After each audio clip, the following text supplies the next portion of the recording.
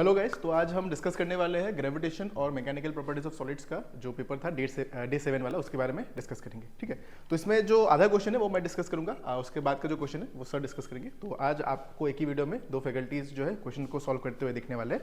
तो ज़्यादा time waste के मूव करते हैं पहले क्वेश्चन की तरफ। तो जो हमारा पहला क्वेश्चन है वो कुछ इस तरह का था। तो ग्रेविटेशन वाला सेक्शन पहले कवर करते हैं, फिर आप लोगों का जो मैकेनिकल प्रॉपर्टीज ऑफ सॉलिड्स है वो डिस्कस होगा। तो सबसे पहले स्टार्ट करते हैं ग्रेविटेशन के पहले क्वेश्चन के साथ। तो जो पहला क्वेश्चन है वो कह रहा है कि two satellites of mass m and 9m are orbiting a planet in orbits of radius r. Their periods of revolution will be in the ratio of, simple सा क्वेश्चन है, कॉन्सेप्ट पता होगा तो आप बिना इसको सॉल्व किए आंसर मार्क कर सकते हो। अगर आप थोड़ा सा डिकोड करने की कोशिश भी करते हो, मान लो ये कोई प्लेनेट है p, इसका एक ऑर्बिट है, दो मास दिया है, लेकिन अगर आप क्वेश्चन को ध्यान से पढ़ोगे तो बोला है एक ही ऑर्बिट है, ऑर्बिट एक ही है, एक ही ऑर्बिट में दो सैटेलाइट घूम रहा है, एक का मास m है, दूसरे का मास 9m है मान लो, और ये जो है एक ही रेडियस वाले ऑर्बिट में घूम रहा है। ठीक है, अब हमें पता करना है कि दोनों का पीरियड ऑफ रिवॉल्यूशन क्या होगा, क्या वो मास के ऊपर डिपेंड करेगा या नहीं करेगा। तो जो कॉन्सेप्ट होता है टाइम पीरियड वाला वो होता है t is proportional to r, लेकिन इसके ऊपर स्क्वायर होता है और इसके ऊपर q आता है अकॉर्डिंग टू केपलर्स लॉ। तो अगर आप इस इक्वेशन को ध्यान से देखोगे तो ये टाइम पीरियड जो है वो खाली रेडियस के ऊपर डिपेंड कर रहा है, ये सैटेलाइट के मास के ऊपर डिपेंड नहीं कर रहा है। तो मास के ऊपर डिपेंड ना करने की वजह से मास को आप कुछ भी रखो, अगर रेडियस सेम है, बिकॉज ऑफ दैट दोनों का टाइम पीरियड हो जाएगा सेम। तो their periods of revolution will be in the ratio of, option number C हमारा राइट आंसर हो जाएगा, यानी कि यहाँ पे दोनों का पीरियड ऑफ रिवॉल्यूशन जो है वो सेम होने वाला है। ओके, ये हो गया पहला क्वेश्चन। दूसरा क्वेश्चन, दूसरे में बोला है कि the mass of moon is 1/81 of the mass of अर्थ, यानी कि अर्थ का मास का जो है वो, मून जो है वो अर्थ के मास का 1/81 टाइम्स है, but the gravitational pull is 1/6 of the earth. It is due to the fact that, कौन सा फैक्ट यहाँ पे फॉलो होने वाला है। पहले तो बोला कि रेडियस ऑफ अर्थ जो है वो इतना टाइम्स ऑफ द मून है, रेडियस ऑफ मून जो है वो इतना टाइम्स ऑफ अर्थ है, moon is a satellite of earth. इसको हम स्पेसिफिकली नहीं कह सकते, तो सी तो डायरेक्टली रॉन्ग ही हो जाएगा। और ऑप्शन नंबर डी वो डिपेंड करेगा कि अगर ए और बी फिट ना हुआ तो ऑप्शन नंबर डी हमारा राइट आंसर हो जाएगा। तो देखते हैं कि कैसे इसको सॉल्व करें। तो पहले तो कंपेयर करके देखते हैं, मास ऑफ मून को हम मान लेते हैं स्मॉल m है, और मास ऑफ अर्थ को कैपिटल M मान लेते हैं। तो मून का जो मास है स्मॉल m मान लो, इसको कैपिटल M मान लेते हैं। तो इस हिसाब से रिलेशन बन जाएगा 1/81 टाइम्स ऑफ कैपिटल M। तो कैपिटल M को आप लिख सकते हो 81 इंटू स्मॉल m। दूसरा, ग्रेविटेशनल पुल यानी कि G का वैल्यू बताया गया है 1/6 ऑफ द अर्थ, यानी कि आप बोल सकते हो G, इसको G डैश कह देते हैं। इसका जो मून वाला ग्रेविटेशनल पुल है इसको G डैश बोल दो, और अर्थ वाले को आप G मान लो, जो कि हमेशा होता ही है, 9.8 इसका फिक्स वैल्यू होता है। तो अर्थ वाले को G मान लो और इसको G डैश मान लो, तो G डैश हो जाएगा 1/6 टाइम्स ऑफ G। तो आप कह सकते हो कि जो G होगा वो 6 टाइम्स ऑफ G डैश। इसको ऐसे साइड में रिलेशन बना लेते हैं। हमें निकालना क्या, हमें निकालना है रेडियस का रिलेशन बताया गया ना, तो यहाँ से हम टारगेट करते हैं कि रेडियस को कैसे निकाल सकते हैं। तो रेडियस का रिलेशन G और M के साथ बनता है, हम इसको बोलते हैं G इक्वल GM/r²। अब कैपिटल G तो हमेशा कांस्टेंट ही होता है, अगर क्वेश्चन में मेंशन नहीं है ऐसा कुछ कि G वेरी होगा तो हम उसको कांस्टेंट ही हमेशा मानेंगे, और जो कि हमेशा होता भी है। तो यहाँ से आपको G का एक रिलेशन मिलेगा, यानी कि एक्सेलरेशन ड्यू टू ग्रेविटी का एक रिलेशन मिलेगा, जो कि होगा m/r² के प्रोपोर्शनल। यानी कि आप यहाँ से डायरेक्टली r² को लिख लो, क्योंकि r का रिलेशन बनाना है, r² बन जाएगा m/g, और अगर स्क्वायर को हटा दोगे तो r इक्वल बन जाएगा √m/g। ठीक है, अब दोनों का रेशियो बना लेते हैं, क्योंकि दोनों का m और g अलग अलग है, तो जो रेशियो बनेगा वो r/r' कह देते हैं। r जो होगा वो अर्थ का रेडियस हो जाएगा, और r' जो होगा वो मून का रेडियस, उसको मान लेते हैं। तो यहाँ से जो रिलेशन बनेगा, सिंस दोनों एक दूसरे का इस तरह से रिलेशन बनेगा कि r जो है वो स्क्वायर रूट ऑफ m/g बनेगा ना, तो यहाँ से हम इसका डायरेक्ट रिलेशन बना लेते हैं। तो ये बन जाएगा capital M/g into G dash वाले पार्ट के लिए इन्वर्स हो जाएगा, तो इसको हम लोग लिखेंगे G dash by mass of moon, जिसको हम लोगों ने स्मॉल m माना है। बस यहाँ पे वैल्यू सब्स्टिट्यूट कर दो, आपको आंसर मिल जाएगा। तो कैपिटल M का वैल्यू आपको मिलेगा ये 81m, तो इसको 81m लिख दो, डिवाइडेड बाई G का वैल्यू कितना है 6 टाइम्स ऑफ G डैश, यानी कि इसको हम मून के फॉर्मेट में लिखेंगे, ताकि जो वैल्यू सब्स्टिट्यूट हम करेंगे वो कंबाइन होकर कैंसिल आउट हो जाए और हमें यहाँ से फाइनल आंसर इजीली मिल सके। G dash cancel, mm cancel, तो √81/6, और 81 का रूट हमें पता है 9 होगा, 6 का कुछ होगा नहीं, तो वो √6 ही रह जाएगा, यानी कि 9/√6 हमारा आंसर आना चाहिए, यानी कि ऑप्शन नंबर ए राइट आंसर। एकदम सिंपल सा क्वेश्चन था, आराम से आप लोग इसको सॉल्व कर सकते हो। नेक्स्ट मूव करते हैं क्वेश्चन नंबर 3 की तरफ। क्वेश्चन नंबर 3 में क्या बोला गया है, अच्छा यहाँ पे कहा गया है कि launching vehicle carrying a satellite launching vehicle carrying a artificial satellite of mass m is set for launch on the surface of earth of mass m and radius r. If the satellite is intended to move in a circular orbit of radius 7r, the minimum energy required to be spent by the launching vehicle on the satellite is. ठीक है, question को देख के थोड़ा सा decode करने में time लग सकता है. अब इसको अगर आप वन बाय वन पढ़ोगे तो सबसे पहले मेंशन किया गया है आर्टिफिशियल सैटेलाइट के बारे में. इसको कहाँ से लॉन्च किया गया? सरफेस ऑफ अर्थ से लॉन्च किया गया है. जिस सरफेस अर्थ का जो मास है उसको m और रेडियस r कहा गया है. अब सैटेलाइट का जो सैटेलाइट को कहाँ भेजना है? 7r रेडियस के ऑर्बिट में भेजना है. तो मिनिमम एनर्जी हमें उसमें कितना प्रोवाइड करना होगा? तो जब सरफेस पे था, सरफेस पे एनर्जी हमें पता है, E बोल देते हैं इसको. E जो है वो सरफेस पे कितना होता है, इसको E0 बोल देता हूँ मैं, या EI बोल दो, इनिशियल एनर्जी सरफेस पे, उसको हम बोलते हैं -Gmm/r, जहाँ पे m कैपिटल M होगा मास ऑफ द प्लेनेट यानी कि अर्थ, r हो जाएगा radius of earth, small m उस सैटेलाइट का अपना मास. तो ये हो जाएगा इनिशियल. फाइनल वाला कितना होगा? फाइनल में हमें ये नहीं बोला कि उसको ऑर्बिट पे लेके जाना है, ऑर्बिट पे लेके जाना है. हाँ, ऑर्बिट पे लेके जाना है. तो ऑर्बिट पे जब लेके जाएंगे वहां पे ये आ जाएगा -Gmm/2r होता है, लेकिन r की जगह पे कौन है? r की जगह पे यहाँ पे 7 टाइम्स ऑफ r है, तो यहाँ पे हम r की जगह पे लिखेंगे 2 टाइम्स ऑफ 7, 2 × 7r, यानी कि 14r हो जाएगा. तो एनर्जी कितना देना होगा? ये इनिशियल था, ये फाइनल था, तो यहाँ तक पहुंचने के लिए इसमें कुछ एड ऑन करना होगा एनर्जी. कितना एनर्जी एड ऑन करेंगे? तो फाइनल माइनस इनिशियल कर दो, आपको आंसर मिल जाएगा. तो डेल्टा E जो आपको यहाँ पे देखने को मिलेगा वो होगा E final minus E initial. E final है हमारे पास -Gmm/14r, और माइनस माइनस से प्लस हो जाएगा, इसलिए मैंने प्लस लिखा है डायरेक्टली Gmm/r. तो उसको सॉल्व करोगे तो आपको मिलेगा इधर 14r, ये आएगा -Gmm, और इधर आ जाएगा 14 Gmm, यानी कि 13/14 ऐसे आना चाहिए. 13/14, yes, option number B fit हो रहा है. 13 Gmm/14r, ये हो गया क्वेश्चन नंबर 3 का सॉल्यूशन. एकदम सिंपल सा क्वेश्चन है. Hope you got the idea. Okay, let's move to the next one. Next question में बोला गया है, किसके बारे में है ये? नेक्स्ट क्वेश्चन एस्केप वेलोसिटी से रिलेटेड है. देखो यहाँ पे क्या बोला गया है कि when a satellite is moving around the earth with velocity v. ठीक है, ये मान लो अर्थ है, इसके चारों तरफ एक सैटेलाइट घूम रहा है.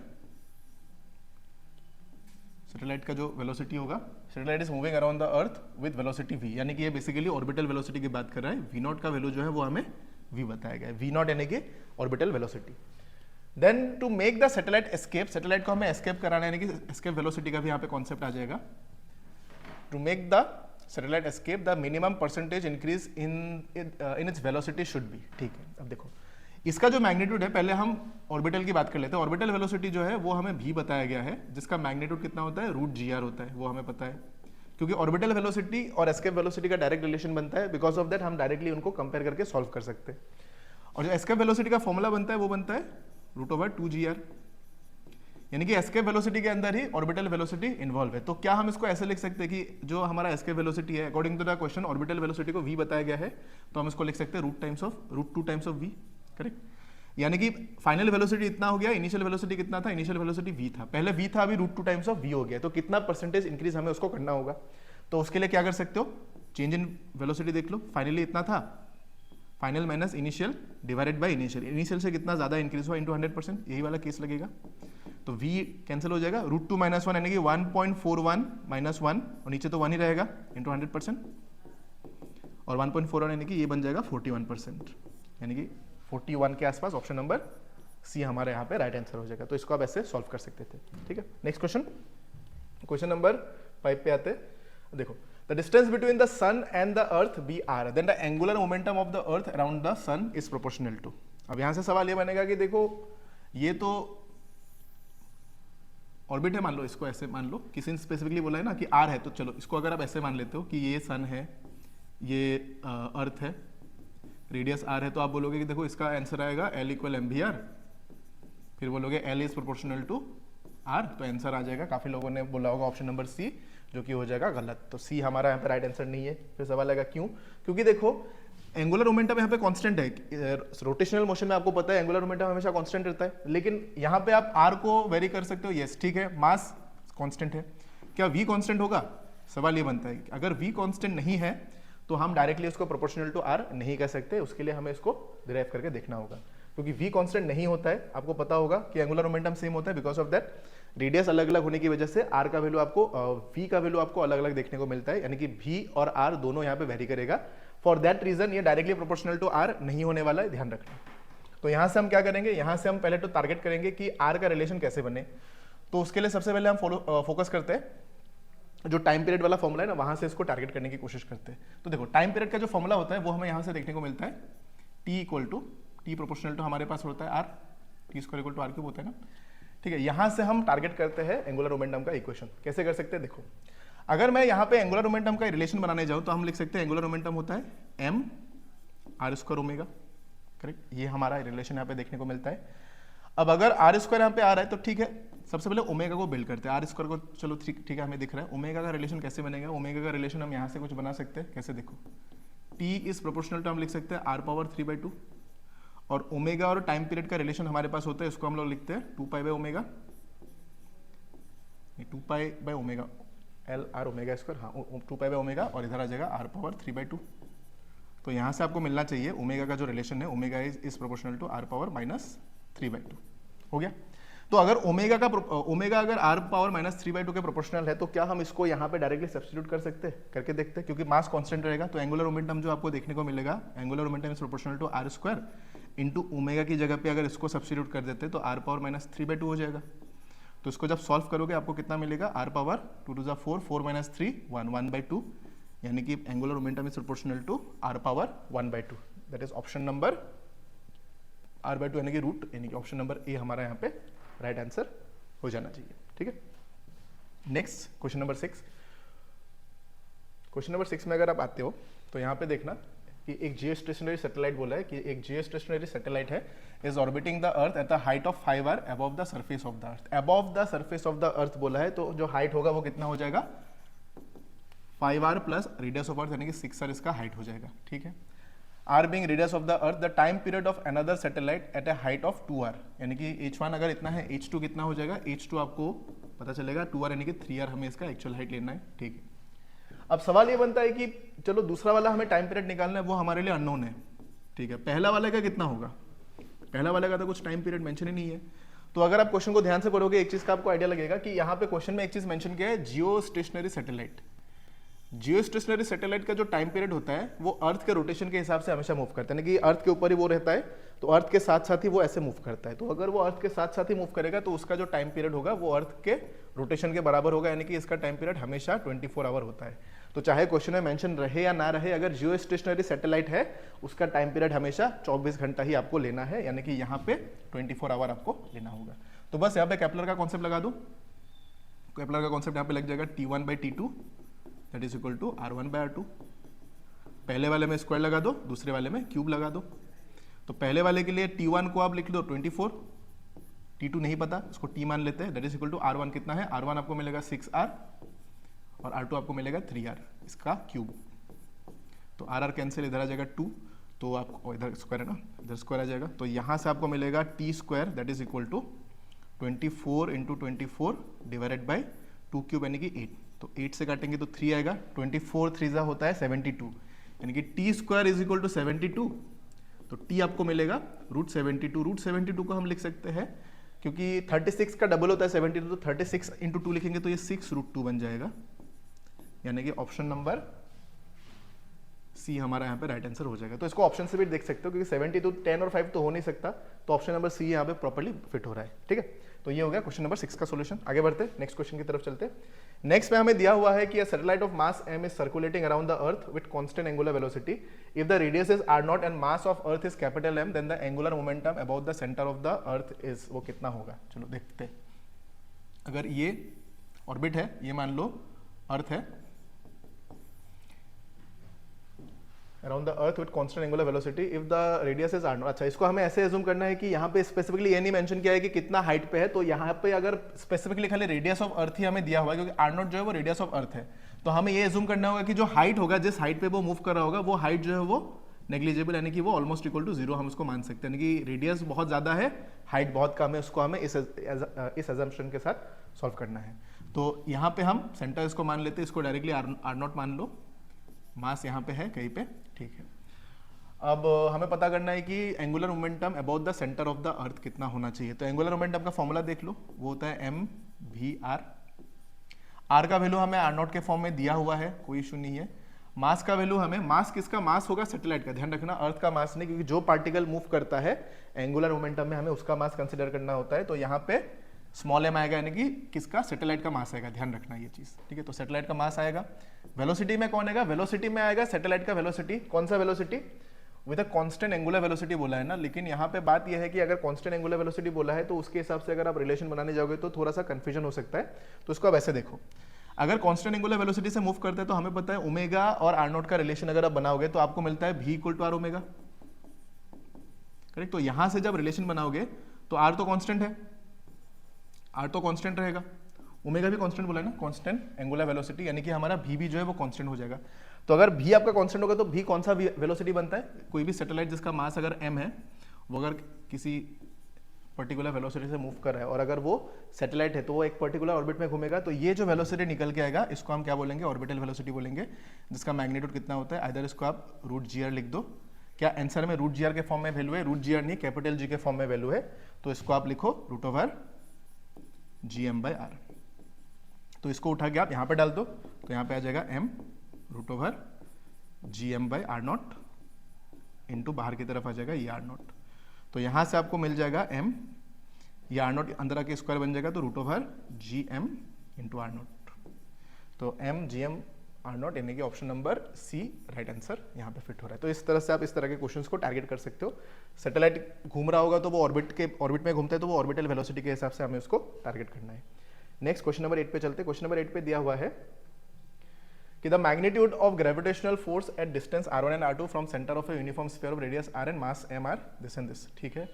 तो इस तरह के क्वेश्चन में आपको कई सारा टर्म्स दिया है, तो वन बाय वन आपको चेक करना पड़ सकता है। तो इसके लिए आप डायरेक्टली प्रॉपर्टी ये ध्यान रखना कि अगर आपको ये दिया है यूनिफॉर्म स्फीयर यानी कि इसको हम यूनिफॉर्म स्फीयर बोलते हैं, समझ जाना किसकी बात कर रहे हैं, सॉलिड स्फीयर की बात कर रहे हैं, ठीक है। तो अगर ये सॉलिड स्फीयर है तो सॉलिड स्फीयर का प्रॉपर्टी ये होता है कि अगर आप सॉलिड स्फीयर की वजह से अगर आप फोर्स, मतलब ग्रेविटेशनल फोर्स कितना लग रहा है उसको कैलकुलेट करते हो, तो अगर मान लो कि इसका जो रेडियस है, रेडियस के बारे में कुछ बोला है, हाँ इसका रेडियस कैपिटल आर है, तो अगर आप किसी पॉइंट को बाहर रखते हो, किसी एक पॉइंट को बाहर रखो और किसी एक पॉइंट को यहाँ पे अंदर कहीं पे रखो, ठीक है, तो बाहर वाले पॉइंट के ऊपर जो फोर्स लगेगा, मान लो ये जो डिस्टेंस है वो r1 है और अंदर वाला जो डिस्टेंस है उसको आप r2 मान लो, तो बाहर वाले के लिए जो फोर्स लगेगा वो होता है F1 is inversely proportional to 1 by r square. तो इस हिसाब से वो रिलेशन फॉलो होगा। और F2 के लिए क्या हो जाएगा, F2 के लिए वो डायरेक्टली प्रोपोर्शनल टू R2 हो जाएगा। सॉलिड स्फीयर के अंदर अगर कोई आप पॉइंट रखते हो तो उसके ऊपर जो फोर्स लगता है वो डायरेक्टली प्रोपोर्शनल टू डिस्टेंस होता है, और अगर आप उस सरफेस के बाहर जाते हो तो वहां पे जो फोर्स लगता है वो इनवर्सली प्रोपोर्शनल टू, यानी कि स्क्वायर का इनवर्सली प्रोपोर्शनल हो जाता है। तो उस हिसाब से डायरेक्टली इन दोनों रिलेशंस को डायरेक्टली इन इक्वेशंस में ऑप्शंस में अप्लाई करके देखते हैं। R1 अगर लेस देन R है, R1 अगर लेस देन R होगा तो हम बोलेंगे कि F1 प्रोपोर्शनल टू R1 होना चाहिए, और R2 लेस देन R यानी कि F2 should be proportional to R2। तो F1 बाय F2 यानी कि R1 बाय R2। तो देखो ऑप्शन नंबर ये तो फिट होता हुआ दिख रहा है, बाकी कुछ फिट हो रहा है क्या, देखो R1 ग्रेटर देन R, तो ये होते ही हमारा हो जाएगा F1 is proportional to 1 by R1 square, जो कि यहाँ पे फिट नहीं हो रहा है। यहाँ पे अगर देखोगे तो F1 प्रोपोर्शनल टू R1, नहीं यहाँ पे भी नहीं हो रहा है। R1 ग्रेटर देन R, तो इसके हिसाब से होना चाहिए ये वाला रिलेशन। क्या ये रिलेशन फॉलो हो रहा है, हाँ हो रहा है, लेकिन R2 less than R, R2 less than R होने की वजह से F2 is proportional to R2 होना चाहिए था, लेकिन यहाँ पे तो R2 का स्क्वायर इनवर्स बताया गया है, तो ऑप्शन नंबर डी भी हमारा यहाँ पे पॉसिबल नहीं होगा। तो option number A is the right answer. Next question number 9, यहाँ पे बोला है कि the height vertically above earth surface at which the acceleration due to gravity becomes 1% of its value at the surface. Surface का 1% जो value होगा वो कितने हाइट पे बनेगा, तो उसके लिए हम डायरेक्टली यूज करते हैं इस इक्वेशन को। पहले क्वेश्चन के हिसाब से रिलेशन बनाते हैं। हमें बोला है कि जो जी डैश होगा ना वो 1% ऑफ जी होना चाहिए। सो वी कैन राइट कि जो जी डैश बाय जी का रेशियो आना चाहिए that should be equal to 1/100, correct. G dash by g का वैल्यू ये बन गया। अब जो जी और जी डैश का रिलेशन बनता है, जो एक्चुअल फॉर्मूला होता है उसमें आते हैं। अब यहाँ पे जी और यहाँ पे जो हाइट का वैल्यू है वो आर के साथ कंपेयर हो रहा है, यानी कि रेडियस ऑफ आर के साथ कंपेयर होता है, यानी कि आर का एज का वैल्यू आर से बहुत छोटा नहीं है, बहुत ज्यादा बड़ा होने वाला है। तो फॉर दैट रीजन जो इक्वेशन बनेगा उसको हम ऐसे लिखेंगे 1/1 प्लस एज बाय आर का होल स्क्वायर, क्योंकि ये एच और आर जो है वो कंपेरेबल वैल्यू है। अगर छोटा होता तो उसका क्या लिखते हैं, 1 माइनस 2h/r उसको लिखते हैं जब एच का वैल्यू आर के कंपेरिजन में बहुत छोटा होता है। तो यहाँ पे g'/g का रेशियो आपको पता है कितना होगा, 1/100। तो यहाँ पे आ जाएगा आपका 1 प्लस h/r का होल स्क्वायर।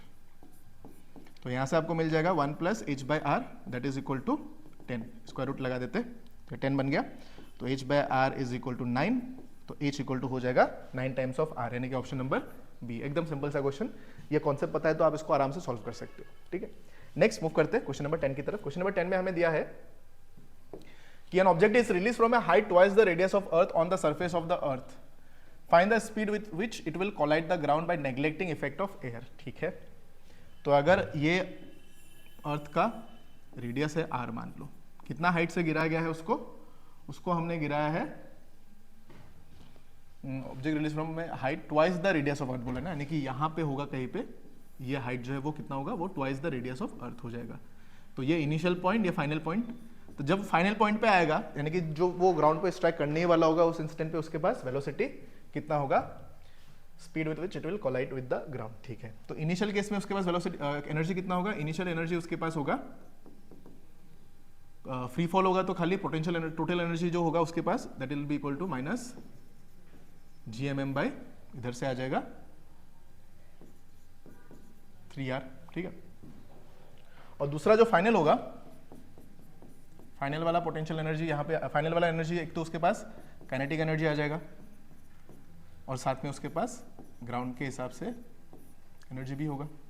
यानी कि आप इन दोनों को इक्वेट करना है, क्योंकि टोटल एनर्जी यहाँ पे और यहाँ पे दोनों में सेम है, क्योंकि हमें नेग्लेक्ट करने को बोला है इफेक्ट ऑफ एयर को। तो दोनों को जब इक्वेट करोगे तो आपको मिलेगा half mv² that is equal to GMM/r minus GMM/3r। ठीक है, तो m कैंसिल हो जाएगा, इधर v²/2, इधर आना चाहिए 3r, तो इधर आपको मिलेगा 2 GM होना चाहिए, और 2 इधर जाएगा तो 4 हो जाएगा, तो v आपको मिलेगा √4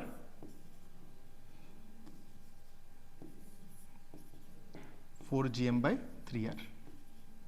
क्या ये सही आंसर है, √4 GM/3r, यानी कि ऑप्शन 10 का ऑप्शन नंबर ए होना चाहिए। ठीक है, एक बार मैं क्रॉस चेक कर लेता हूं इन केस कुछ कंफ्यूजन हो जाए तो। करेक्ट, 10 का ए, 10 का ए इज द राइट आंसर, सही है। चलो आगे बढ़ते हैं, next question. Next question number 11 में, अच्छा हाँ, क्वेश्चन नंबर 11 में एक इशू हो सकता है, क्योंकि 11 में आपको, इसका पहले इसका बता देता हूं मैं कहानी क्या है। आपको बोला है कि which of the following curve represents the variation of gravitational potential of A hollow sphere of radius r at a distance r। Hollow sphere होता है ऐसा।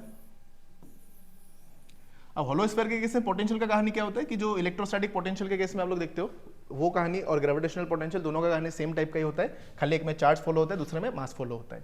तो अगर इस स्फीयर का मास आप m कहते हो, इसका अगर रेडियस r होता है, तो throughout the whole volume of this sphere जो पोटेंशियल होता है वो होता है माइनस GM/r, और जो इलेक्ट्रिक ग्रेविटेशनल फील्ड इंटेंसिटी होता है वो यहाँ पे 0 हो जाता है। ये आपको पता होगा, ये किसके लिए, हॉलो के लिए होता है।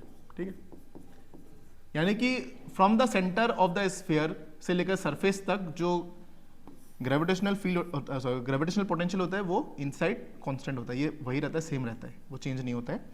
और इसके बाहर आते, इस पॉइंट के बाहर जब जाओगे तो इसके बाद क्या होता है, इसको आप पॉइंट मास की तरह ट्रीट करो कि एक पॉइंट मास है जिसका मैग्नीट्यूड है m, और यहाँ से अगर r डिस्टेंस दूर, मान लो स्मॉल r डिस्टेंस दूर कोई एक पॉइंट है, वहां पे अगर पोटेंशियल पता करना है तो वो बनेगा माइनस GM/r। यानी कि इस सरफेस के बाहर आते ही जो पोटेंशियल है वो डिस्टेंस के साथ क्या होता है, डिक्रीज होने लग जाता है। तो इसका मैग्नीट्यूड हमेशा नेगेटिव के फॉर्म में रहता है, तो पॉजिटिव वाला ग्राफ तो पॉसिबल नहीं होगा। लेकिन यहाँ पे कंफ्यूजन ये होगा कि दोनों ग्राफ जो सेम हो गया, तो अगर आपने ऑप्शन सी या ऑप्शन डी में से कुछ भी टिक किया होगा तो दोनों आपका करेक्ट आंसर ही होगा, ध्यान रखना। तो दोनों में से कुछ भी अगर सिलेक्ट करते हो तो this will be right answer only, क्योंकि कुछ भी चेंजेस यहाँ पे दूसरा है नहीं। सी या डी, आंसर की में शायद डी होगा, तो सी या डी में से जो भी होगा, मतलब जो भी आपने सिलेक्ट किया होगा वो करेक्ट ही होगा। ठीक है, और नीचे की तरफ क्यों है, क्योंकि इसमें नेगेटिव साइन है ना, इसलिए वो नीचे से स्टार्ट होगा और फिर 0 की तरफ वो डिक्रीज होता हुआ जाएगा, क्योंकि ये स्मॉल r के फॉर्म में डिक्रीज होता हुआ जा रहा है। ठीक है, तो ये हो गया 11 का सॉल्यूशन। नेक्स्ट क्वेश्चन नंबर 12 की तरफ आते हैं। क्वेश्चन नंबर 12 में जो है वो होगा कि 3 point masses each of mass m rotate in a circle of radius r with constant angular velocity omega due to their mutual gravitational attraction if at any instant the masses are on the vertex of an equilateral triangle of side A, then the value of omega is. तो एक circle बना लेते हैं,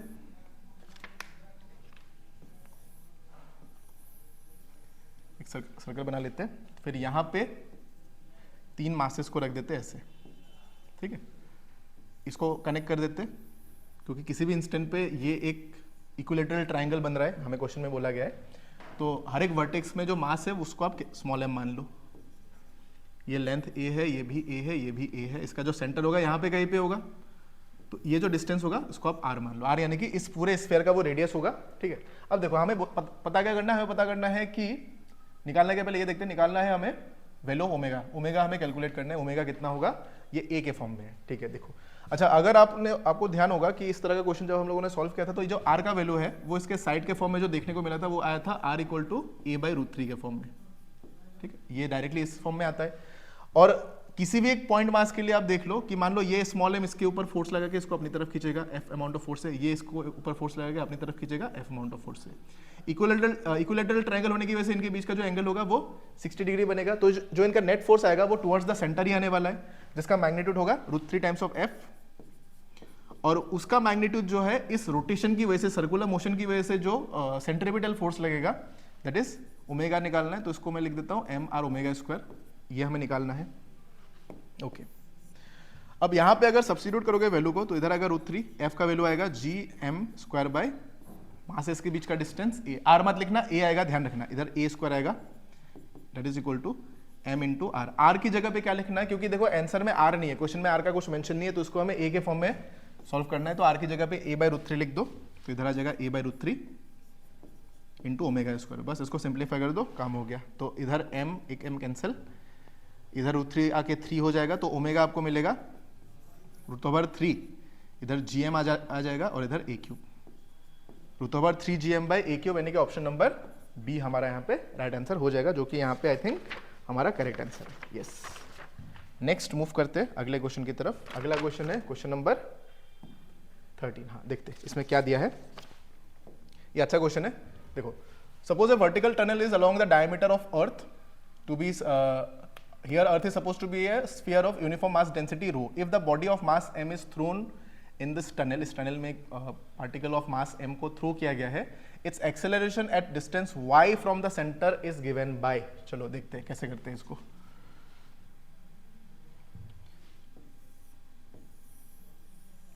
ये मान लो अर्थ का ये tunnel वाला शेप है, ये मान लो सेंटर ऑफ द अर्थ है, ठीक है, this is the centre of the अर्थ। अब यहां पे मान लो कोई पार्टिकल है एट अ डिस्टेंस कितना y डिस्टेंस लेना है सेंटर से, और हम अर्थ के सरफेस से डेप्थ पे आ रहे हैं, तो इसको आप d डिस्टेंस मान सकते हो नीचे की तरफ, ठीक है। तो क्या d को हम ऐसे लिख सकते हैं, d इज इक्वल टू, अगर मैं रेडियस से y को माइनस करता हूं तो r माइनस वाई बन जाएगा, यानी कि y का जो वैल्यू होगा आप r माइनस डी भी लिख सकते हो, यानी कि डिपेंडिंग अपन जो भी हमें अप्लाई करना है उसके हिसाब से अप्लाई कर सकते हैं, ठीक है। और हमें पता है कि डेप्थ में अगर हमें एक्सेलरेशन ड्यू टू ग्रेविटी निकालना है, इट्स एक्सेलरेशन बोला है ना, एक्सेलरेशन ड्यू टू ग्रेविटी जो होता है वो होता है g dash equal g into 1 minus depth divided by radius, ठीक है। अब इसको जब सॉल्व करेंगे हमें मिलेगा g dash equal g into r को एलसीएम ले लिया, ये आ जाएगा r माइनस डी।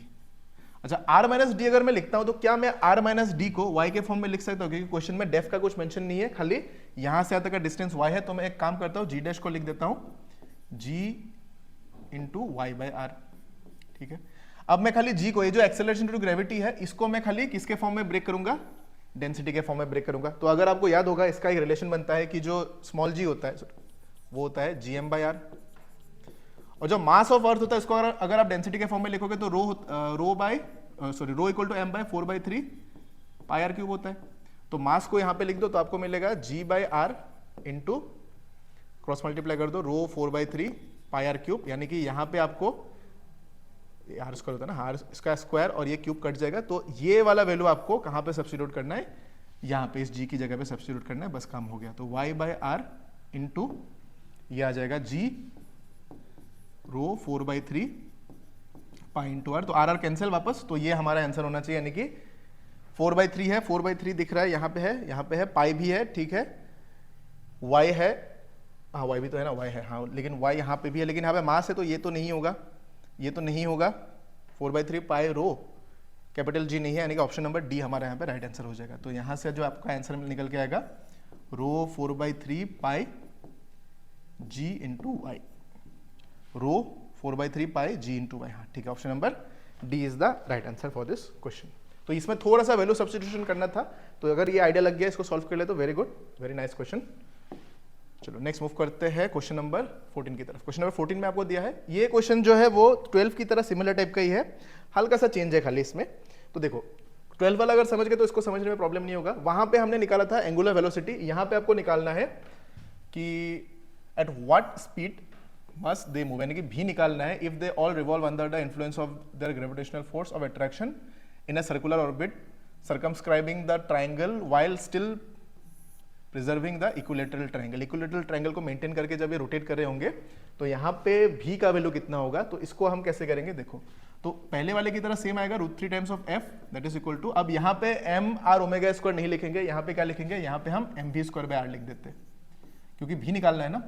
तो जो एफ का वैल्यू आएगा इधर आएगा √3 इंटू एफ की जगह पे आएगा g into m square by r square. R का वैल्यू हमें किस फॉर्म में दिया, ए के फॉर्म में दिया है ना, तो आर जो होगा वही ए बाय √3 के फॉर्म में लेना है, लेकिन ये ए के फॉर्म में आ जाएगा ना, तो a square that is equal to m by r. Are की जगह पे किसको लिखेंगे, ये, यानी कि मैं लिखूंगा इसको ए बाय √3, तो ए इधर आ जाएगा, √3 इधर आ जाएगा इंटू भी स्क्वायर। ठीक है, आई होप आप लोगों को आइडिया लगा होगा कि ये √3 ए बाय √3 नीचे आएगा, तो √3 को मैंने ऊपर मूव करा दिया है। तो इधर एम कैंसिल, रूट कैंसिल, एक कैंसिल हो जाना चाहिए, तो भी स्क्वायर हमें मिलेगा जी एम बाई ए, यानी कि root over G M by A, root over G M by A, option number A is the right answer, correct. Next move करते हैं क्वेश्चन नंबर 15 की तरफ। क्वेश्चन नंबर 15 भी एज सच कोई load नहीं है इसमें। देखो क्वेश्चन नंबर 15 में आपको बोला गया है कि a planet has same density and same acceleration due to gravity age of Earth and universal gravitational constant G twice of Earth. G को वेरी कर दिया यहाँ पे, तो रेशियो ऑफ द रेडियस कितना होगा, तो देखो प्लैनेट का density of the planet is equal to density of Earth, दोनों का डेंसिटी सेम है, and same acceleration due to gravity, तो G of the planet is equal to G of Earth. ठीक है, हमें पता करना है। अच्छा एक और चीज है, जो यूनिवर्सल ग्रेविटेशनल कांस्टेंट है, यानी कि capital G of the planet is 2 times of capital G of Earth. ठीक है, रेशियो ऑफ द रेडियस, दोनों का रेडियस ऑफ द प्लैनेट और रेडियस ऑफ अर्थ का रेशियो क्या होगा, चलो देखते हैं।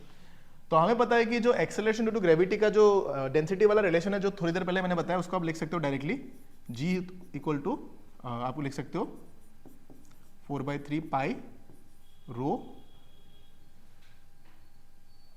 एक सेकेंड इसको डिकोड कर लेते, G equal to G by R square into mass होता है rho into 4/3 pi are cube. तो इसको काट देते, तो इसको सिंप्लीफाई कर लेते, तो ये जो जी का वैल्यू होगा वो आपको देखने को मिलेगा G into rho into 4/3 pi into R, correct, ये आ जाएगा। ये किसका वैल्यू है, जी का वैल्यू है। इसको मैंने क्यों लिखा है, इसका रीजन ये है कि दोनों का acceleration due to gravity equal है। तो अगर दोनों का acceleration due to gravity equal होता है तो कैन वी से कि अगर ये प्लैनेट का वैल्यू है तो ये अर्थ के वैल्यू के साथ इक्वल हो जाएगा, यानी कि अर्थ का जो ये वाला वैल्यू आएगा G of Earth into rho of Earth into 4/3 pi into R of Earth, ये इक्वल हो जाना चाहिए, करेक्ट। अब बस जो सेम है उसको काट दो और जो अलग अलग है उसका रेशियो निकालना है, और अल्टीमेटली हमें आरपी और आरई का ही रेशियो निकालना है। तो देखो डेंसिटी दोनों का सेम है, दोनों कैंसिल हो जाएगा, 4/3 कैंसिल, पाई पाई कैंसिल, खाली जीई और जीपी देख लो। तो जीपी का वैल्यू कितना होगा, 2 times of GE, 2 times of GE, और ये हो जाएगा आरपी, ये जीई इंटू आरई, तो G E G E cancel, R P by R E, तो ये हो जाएगा 1/2, आरपी बाय आरई 1/2, यानी कि option number C is the right answer. ठीक है, सिंपल टाइप का क्वेश्चन है, बस रिलेशन बना लोगे तो आराम से इसको सॉल्व कर लोगे आप लोग। नेक्स्ट क्वेश्चन नंबर 16 की तरफ चलेंगे। 16 में हमें दिया है 4 equal masses are placed at the corners of a square of side A, the escape velocity of a body from the centre O of the square is. चलो अच्छा क्वेश्चन है ये थोड़ा सा कॉन्सेप्चुअल क्वेश्चन था, देखते हैं इसको कैसे कर सकते हैं। आपको इसे स्क्वायर फॉर्म में 4 मासेस को प्लेस किया गया है, सबका मैग्नीट्यूड है कैपिटल एम, इसका भी कैपिटल एम, यहाँ पे सेंटर है कहीं पे, दिस इज द सेंटर, यहाँ पे कहीं पे होगा। ठीक है, सबका साइड का लेंथ दिया है ए साइड है ना, ठीक है, इसका साइड ए होगा, ये भी ए, ये भी ए और ये भी ए, तो डायगोनल कनेक्ट कर देते हैं, डेट वे सेंटर से हमें डिस्टेंस पता चल जाएगा। तो अगर ये होता है तो ये √2 ए होगा, तो ये हो जाएगा a/√2, ये भी हो जाएगा a/√2, ये भी हो जाएगा a/√2 और ये भी a/√2, ठीक है। ये हो गया इसका ओवरऑल कहानी। अब हमें पता क्या करना है, हमें पता करना है, क्वेश्चन तो ये पे हमें पता करना है कि the escape velocity of the body from the centre O of the square, इसका एस्केप वेलोसिटी कितना होगा। तो देखो एस्केप वेलोसिटी के लिए हम यहाँ पे अप्लाई करेंगे एस्केप वेलोसिटी को in terms of kinetic energy convert करके इसमें देखेंगे कि टोटल एनर्जी कितना लेके बैठा हुआ है। तो सबसे पहले बात करते हैं कि एक मास के लिए देखते हैं कि टोटल एनर्जी कितना होगा। अगर आप एक मास के लिए देखोगे कि पोटेंशियल कितना है, तो पोटेंशियल अगर आप देखोगे ग्रेविटेशनल पोटेंशियल V, तो आप बोलोगे कि -gm/√2 ऊपर चला जाएगा, √2 इंटू ए, ये हो जाएगा। तो अगर ग्रेविटेशनल पोटेंशियल इतना है तो एक मास के पास ग्रेविटेशनल पोटेंशियल एनर्जी कितना होगा, तो आप बोलोगे कि एनर्जी तो होगा -√2 gm into mass of the body by a, यही करना होता है ना। पोटेंशियल के साथ हमें उस पार्टिकल का जो मास है उसका मल्टीप्लाई करना होता है, तो वो हमें उसका एनर्जी मिल जाएगा। लेकिन यहाँ पे एक नहीं, कितना मास है, 4 मास है, तो क्या हम इसको ये लिख सकते हैं कि जो टोटल होगा, टोटल एनर्जी आपको देखने को मिलेगा -4 इंटू √2 gmm/a, ये हो जाएगा टोटल एनर्जी, यानी कि इतना एनर्जी लेके ये बैठा हुआ है। तो अगर आप इन मासेस को हमें एस्केप वेलोसिटी प्रोवाइड करना है तो इसके ऊपर एक कॉन्सेप्ट लगाना होगा किसका, बाइंडिंग एनर्जी का। तो यही एनर्जी जो है इसका जो पॉजिटिव फॉर्म होता है, इसका जो पॉजिटिव में अगर आप एनर्जी को लिखोगे, इसी एनर्जी को, उसको हम बाइंडिंग एनर्जी बोलते हैं। तो बाइंडिंग एनर्जी का वैल्यू कितना हो जाएगा, 4√2 gmm/a। और इसी बाइंडिंग एनर्जी को हम किसके इक्वल कर देते हैं, अगर हमें बोला है कि एस्केप वेलोसिटी कितना होगा, तो हम बोलेंगे कि जो मास ऑफ एक पार्टिकल है उसका आप देख लो इसके वेलोसिटी कितना होना चाहिए, उसका एनर्जी प्रोवाइड करेंगे हम लोग। यानी कि एस्केप वेलोसिटी के फॉर्म में जो आप एनर्जी लिखोगे एक पार्टिकल की, मैं मान लो कोई एक m मास का पार्टिकल है, उसके ऊपर मान लो हम लोगों ने v amount of velocity provide करी, तो इसके पास काइनेटिक एनर्जी कितना होगा, जितना काइनेटिक एनर्जी होगा वही उसका क्या बन जाता है, बाइंडिंग एनर्जी बन जाता है। यानी कि उस बॉन्डिंग को तोड़कर वो अर्थ के सरफेस के बाहर चला जाएगा। तो यहाँ पे फिर डायरेक्टली हम इसको इक्वेट कर देते हैं, तो 4√2 इधर बन जाएगा gmm/a, तो यहाँ से मास कैंसिल हो जाएगा, 2 इधर जाएगा तो बन जाएगा 8, तो VE आपको मिलेगा √8√2 gm/a, 8√2 gm/a, यानी कि ऑप्शन नंबर बी हमारा यहाँ पे राइट आंसर हो जाएगा। Okay, let's move to the next one, question number 17 की तरफ चलते हैं। ओके, 17 में देखते हैं क्या है। ओके, 17 में हमें बोला है कि body is projected vertically upward from the surface of earth with a velocity equal to half the escape velocity if R be the radius of earth, maximum height attain by the body from the surface of earth is. चलो ये भी अच्छा question है। देखो यहां पे हमने उसको प्रोजेक्ट किया है एस्केप वेलोसिटी के हाफ अमाउंट ऑफ वेलोसिटी के साथ। अब हमें पता करना है कि maximum height attain by the body from the surface of अर्थ। तो जब किसी भी पार्टिकल को आप यहां से ऊपर की तरफ भेजते हो, वो कितना हाइट तक जाएगा, ये हाइट हमें पता करना है। ये हाइट कितना होगा that we have to calculate now. ठीक है, तो देखो कैसे कर सकते हैं इसको। तो हमें पता है कि अगर आप इसको यहां से आपने प्रोजेक्ट किया तो इस इंस्टेंट पे जो वेलोसिटी होगा, इस इंस्टेंट का जो एनर्जी होगा और इस इंस्टेंट में जो एनर्जी होगा, दोनों को इक्वल होना चाहिए। तो दोनों को अगर हम इक्वल करेंगे तो यहां से आप कंपेयर कर सकते हो इसको। अब एक केस ये कि आप यहाँ पे पहले तो यार पोटेंशियल और काइनेटिक का सम करो, इनिशियल वाला, फिर पोटेंशियल काइनेटिक वहां सम करो। तो इसका मैं शॉर्टकट बता देता हूँ कि जब यहाँ पे यहाँ से यहाँ तक का जब आप डेल्टा यू निकालते हो तो उसका वैल्यू कितना होता है, उसका वैल्यू होता है mgh divided by 1 plus h/r। ये एक वैल्यू आपको याद होगा, ऐसे हम इसको सब्स्टिट्यूट करते हैं। तो ये जो चेंज इन पोटेंशियल एनर्जी होगा वही तो इसके बराबर होगा, क्योंकि ये जो काइनेटिक एनर्जी आप लिखोगे यहाँ पे हाफ mv², वही तो चेंज इन पोटेंशियल एनर्जी के बराबर हो जाएगा। और जो v है वो कितना है, वो हो जाएगा मास of the particle into velocity है ve/2 का होल स्क्वायर, और डेल्टा यू बन जाएगा mgh divided by 1 plus h/r। ठीक है, कुछ चेंजेस होगा, देखते हैं। अब यहाँ पे हमें जो रिलेशन है वो VE के फॉर्म में नहीं लिखना है, क्योंकि एस्केप वेलोसिटी का फॉर्मूला हमें पता होता है। क्योंकि अगर मैं इसको काटना चाहूंगा तो मुझे पता है कि जो VE होता है वो √2gr होता है, या फिर आप उसको √2 इंटू gm/r भी लिख सकते हो।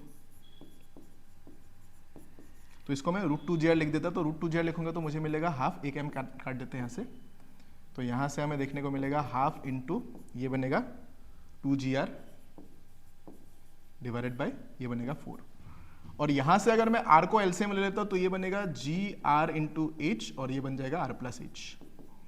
ठीक है, यहाँ पे मैंने r को एलसीएम ले लिया तो r को एलसीएम ले लूंगा तो r ऊपर आ जाएगा, फिर ऊपर यहाँ पे r प्लस एच बचेगा खाली नीचे। तो इसको लेने का रीजन ये है कि जो g और r है ये दोनों भी यहाँ पे कट जाएगा। तो यहाँ से हमें देखने को मिलेगा 2 कैंसिल, तो आपको मिलेगा 4h equal r plus H. तो आपको मिलेगा h इधर ले आओगे तो आपको मिलेगा 3h इक्वल टू r, तो h इक्वल टू मिल जाएगा r/3।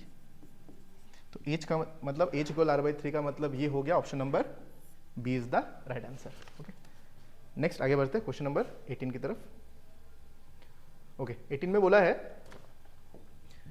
कि जो ग्रेविटेशनल फोर्स है, मैं डायरेक्टली इसको बता देता हूँ। ग्रेविटेशनल फोर्स है वो उसका रिलेशन दिया है F equal G into m1m2 divided by r cube, ये रिलेशन बताया गया। अब ये नहीं कि हमेशा आपको यूनिवर्सल ग्रेविटेशनल लॉ के हिसाब से बताएगा, कुछ घुमा फिरा के भी दे सकता है, इसका r पावर n भी बता सकता है। It can give you any number, आपको कॉन्सेप्ट के हिसाब से पहले रिलेशन यहाँ पे फिट करना है। तो यहाँ पे बोला है कि the period of a satellite in a circular orbit, यानी कि टाइम पीरियड का रिलेशन बताना है, वो आर के साथ कैसे फॉलो होगा।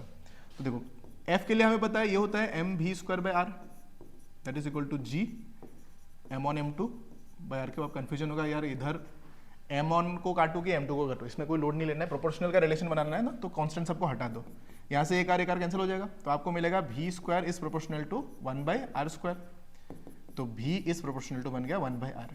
अब v को टाइम पीरियड में लेके जा सकते हैं, कैसे? हमें पता है सर्कुलर मोशन में v होता है 2πr/t is proportional to 1/r।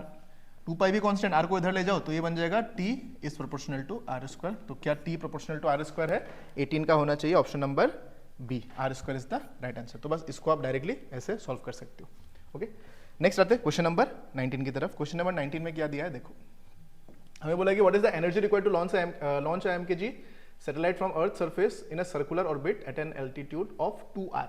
ठीक है, तो अगर हमें उसको लॉन्च करना है, कितना ऑल्टीट्यूड है? 2r, यानी कि इसमें हाइट जो होगा वो 3r हो जाएगा।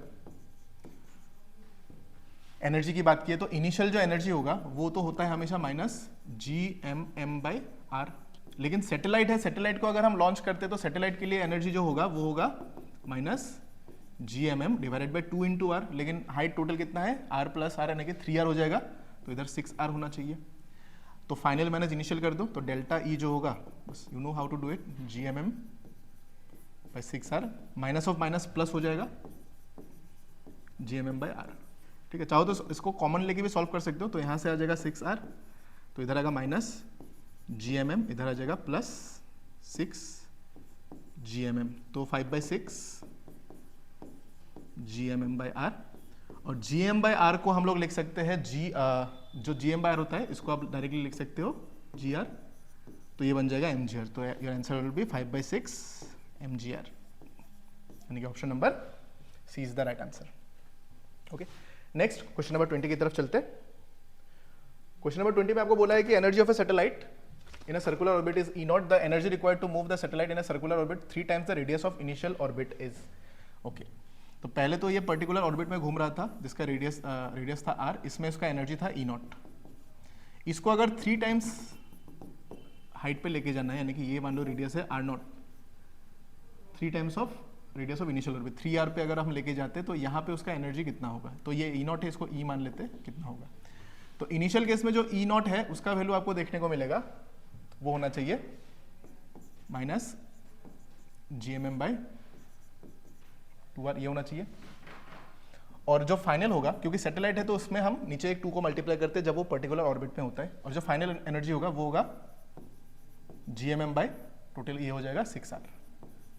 तो फाइनल माइनस इनिशियल करोगे तो आपको मिलेगा -gmm/6r प्लस ये भी वही पिछली बार की तरह एज इट इज हो जाएगा gmm/2r। तो इधर आ जाएगा 6r, तो इधर आ जाएगा 3 - 2, यानी कि ये बन जाएगा, लिख लेते हैं उसको gmm+3, यानी कि इसको सॉल्व करेंगे तो 2 मिल जाएगा। मैं डायरेक्टली इसको लिख देता हूँ मैं 2gmm/6r। ठीक है, अब हमें आंसर को इन टर्म्स ऑफ E0 पूछा है, तो सब में पॉजिटिव साइन है तो कोई इशू नहीं है, नेगेटिव साइन को आप इग्नोर कर सकते हो, मैग्नीट्यूड के फॉर्म में आप इसको कंसिडर कर सकते हो। तो एक काम करते हैं, इसको मैं इस फॉर्म में लिखने की कोशिश करता हूँ। तो एक काम करता हूँ, मैं इसको 2/3 लिख देता हूँ इधर, और इधर मैं gmm/2r लिख देता हूँ। तो G M M by two R का मतलब कितना हो गया, G M M by two R का मतलब हो गया ई नॉट, तो आपको मिल जाएगा -2/3 भी लिख सकते हो, लेकिन सिंस माइनस यहाँ पे है नहीं तो इसको हमें पॉजिटिव के फॉर्म में लेना है, यानी कि ऑप्शन नंबर ए। तो इसको आप चाहो तो मॉड के फॉर्म में भी ले सकते हो, तो मैग्नीट -2/3 ई नॉट, इसमें मॉड लगा दो। तो ऐसे भी है पॉसिबल है, कोई इशू नहीं। अगर माइनस साइन होता तो माइनस वाले को सॉल्व करना था, अगर प्लस के फॉर्म में है तो उसको माइनस वाले को मैग्नीट्यूड के फॉर्म में लिख दो, कोई इशू नहीं यहाँ पे, ठीक है। नेक्स्ट क्वेश्चन नंबर 21 पे चलते हैं। हाँ, ये अच्छा क्वेश्चन है, चलो देखते हैं इसको कैसे कर सकते हैं। यहाँ पे बोला है कि on the surface of Earth acceleration due to gravity is G and gravitational potential is V. G का वैल्यू जो है वो आपको दिया है और पोटेंशियल का वैल्यू दिया है, ठीक है। Match the column at height h equal to R, value of G क्या होगा, तो जो जी होता है उसको हम लोग लिखते हैं G into 1 plus h by R का होल स्क्वायर। तो अगर h का वैल्यू अगर आप r पुट करते तो r कैंसिल, तो ये 1 बाई 1 प्लस 1 2 का स्क्वायर, यानी कि g डैश जो हो जाएगा वो होगा g बाई 4। तो g बाई 4 होगा, यानी कि g डैश जो है वो घट गया, कितना घट गया, डिक्रीजेस बाय फैक्टर 1/4, यानी कि a का होना चाहिए p, a का p दो ऑप्शन में है a और d। चलो अभी देखते हैं डेप्थ में क्या होगा, डेप्थ में g का वैल्यू क्या हो रहा है, तो डेप्थ के लिए फॉर्मूला होता है g dash equal g into 1 minus d by R, ये होता है फॉर्मूला। तो अगर हम r/2 ले रहे हैं तो g का जो वैल्यू होगा वो बन जाएगा 1 माइनस r/2 इंटू 2, यानी कि हाफ, तो g/2 हो जाएगा, यानी कि डिक्रीजेस बाय फैक्टर ये half, decreases by factor half, यानी कि b का q। तो a का p b का q, यानी कि ऑप्शन नंबर डी मुझे फिट लग रहा है। अगर आप चाहो तो c और d को भी चेक कर सकते हो कि c और d में जब h इक्वल टू r होगा तो वैल्यू ऑफ क्या बोलते हैं, पोटेंशियल। तो पोटेंशियल का फॉर्मूला हमें पता है माइनस GM/r होता है, ये कहाँ पे सरफेस का वैल्यू हमें दिया हुआ है, ठीक है। अब हमें पूछा h equal to r, h का वैल्यू अगर आप हाइट का वैल्यू अगर आप r ले लोगे, यानी कि सरफेस से और r हाइट ऊपर जाना है हमें, तो ये बन जाएगा -GM/2r। अब देखो -GM/r का मतलब क्या है, अगर आप इसको माइनस हाफ को अगर बाहर ले लेते हो तो -GM/r का जो वैल्यू हो जाएगा, इसका वैल्यू v के बराबर हो जाएगा, तो इसको v डैश मान लो, तो v डैश आपको मिल गया v/2, यानी कि ये क्या हो गया, डिक्रीजेस बाय फैक्टर 2, यानी कि ऑप्शन ये q हो जाएगा, इधर c का q बन जाएगा। और डेप्थ वाला अगर आपको चेक करना है, डेप्थ वाला देखो अर्थ का केस है, तो अर्थ के लिए जो डेप्थ वाला वैल्यू होता है पोटेंशियल का, तो उसका फॉर्मूला हमारे पास होता है ये v equal to minus GM/2 into R cube, फिर इधर आता है 3r square minus r square. तो इसको जब सब्स्टिट्यूट करोगे ना, सब्स्टिट्यूट करके सॉल्व करोगे तो आपको ये r ही देखने को मिलेगा, तो इसको एक बार सॉल्व करके आप लोग देख लेना। तो यहाँ पे r का वैल्यू, r मतलब ये h का वैल्यू h/2 पुट कर देना यहाँ पे, सॉरी h/2 नहीं है, h/2 r/2, सॉरी r/2 इसमें सब्स्टिट्यूट कर देना, इसका स्क्वायर आ जाएगा, फिर सॉल्व कर लोगे तो आपको ये ऑप्शन नंबर r के साथ कनेक्ट होता हुआ देखने को मिलेगा, ठीक है। नेक्स्ट मूव करते हैं क्वेश्चन नंबर 22 की तरफ। क्वेश्चन नंबर 22 में आपको दिया है कि एलिप्टिकल ऑर्बिट है, बना लेते हैं एलिप्टिकल ऑर्बिट को। यहाँ पे सन है, planet moves from apogee position, apogee मतलब ये एपीलियन बोलते हैं ना इसको, ए वाला पॉइंट इधर है, ई वाला पॉइंट, नियरेस्ट वाला पी होता है, फार्टेस्ट वाला ए होता है, तो इनका डिस्टेंस ये आर पी हो जाएगा और ये आर ए हो जाएगा। तो इधर आपको मिलेगा m into R P into V P, that is equal to m into R A into V A, mm cancel, तो आपको रेशियो मिलेगा vp और va का, that is equal to ra by rp, यानी कि ra ज्यादा है, ra ज्यादा होने की वजह से यहाँ पे जो वेलोसिटी होगा वो ज्यादा होगा और इस वाले पॉइंट पे जो वेलोसिटी है वो कम होगा, v is going to be less. अच्छा, हमें पूछा क्या गया है, speed of the planet decrease होगा कि इंक्रीज होगा, यानी कि आप a से p की तरफ आ रहे हो, तो यहाँ पे स्पीड कम है, यहाँ पे स्पीड ज्यादा है, तो स्पीड जो है वो इंक्रीज होना चाहिए, कि a का r के साथ कनेक्शन बनना चाहिए, a का r दो ऑप्शन में r है। फिर अगर मैं d पे आता हूँ, एंगुलर मोमेंटम वो हमेशा सेम रहता है, वो कभी चेंज नहीं होता, एंगुलर मोमेंटम रिमेन्स सेम, यानी कि d का p के साथ d का p, यानी कि ऑप्शन नंबर c मुझे फिट होता हुआ दिख रहा है, यानी कि r और p फिट हो रहा है। और दोनों का q, distance of the planet from centre of the sun, distance के साथ क्या हो रहा है, डिस्टेंस डिक्रीज हो रहा है, तो डिस्टेंस जो है वो डिक्रीज होगा, b का q यस, और पोटेंशियल एनर्जी भी डिक्रीज होगा, क्योंकि जब दो ऑब्जेक्ट के बीच में आप डिस्टेंस को कम कराते हो तो दोनों के बीच में डिस्टेंस कम होते हैं, पोटेंशियल एनर्जी ड्रॉप होता है, और डिस्टेंस के बढ़ने से पोटेंशियल एनर्जी में गेन आपको देखने को मिलता है। तो यहाँ पे ऑप्शन नंबर सी हमारा राइट आंसर हो जाएगा। ओके, नेक्स्ट मूव करते हैं क्वेश्चन नंबर 23। क्वेश्चन नंबर 23 में आपको दिया है कि two satellites A and B revolve around the same planet in co-planar circular orbit lying in the same plane. Their periods of revolution are 1 hour and 8 hour respectively. Radius of the orbit is this much. Speed of b relative to a. चलो देखते हैं। सबसे पहले मुझे दिख रहा है radius दिया है, दोनों का टाइम पीरियड दिया है, एक का रेडियस हमारे लिए अननोन है, तो दूसरे वाले का रेडियस निकाल लेते हैं। कैसे? T1/T2 इक्वल R1/R2 का, इधर होल क्यूब लगा दो, इधर स्क्वायर लगा दो, तो 1/8 का होल स्क्वायर इधर आ जाएगा। R1 कितना है 10⁴ डिवाइडेड बाई R2 इसका होल क्यूब। तो इसको अगर आप सॉल्व करोगे तो आपको मिलेगा 8 स्क्वायर यानी कि 64, तो R2 का जो क्यूब आएगा that is equal to 64 into 10⁴ का होल क्यूब। ठीक है, तो अगर R2 में मैं स्क्वायर क्यूब रूट लगा देता हूँ तो ये आपको पता होगा 64 जो है वो 4 का क्यूब होता है, तो ये बनेगा 4 इंटू 10⁴, यानी कि इसका दूसरे वाले का रेडियस हमें मिल गया है। अब हमें पता करना है दोनों का स्पीड, एंगुलर नहीं बोला है लीनियर बोला है, तो स्पीड निकालने का फॉर्मूला इन दिस केस होता है v इक्वल टू 2πr/t। तो पहले वाले के लिए होगा v1 t1 r1, तो 2 पाई इंटू r1 कितना है पहले वाले का r1 क्वेश्चन में दिया है 10⁴, तो हम बोलेंगे 10⁴, t1 है 1 आवर, यानी कि ये एज इट इज इसका वेलोसिटी हो गया।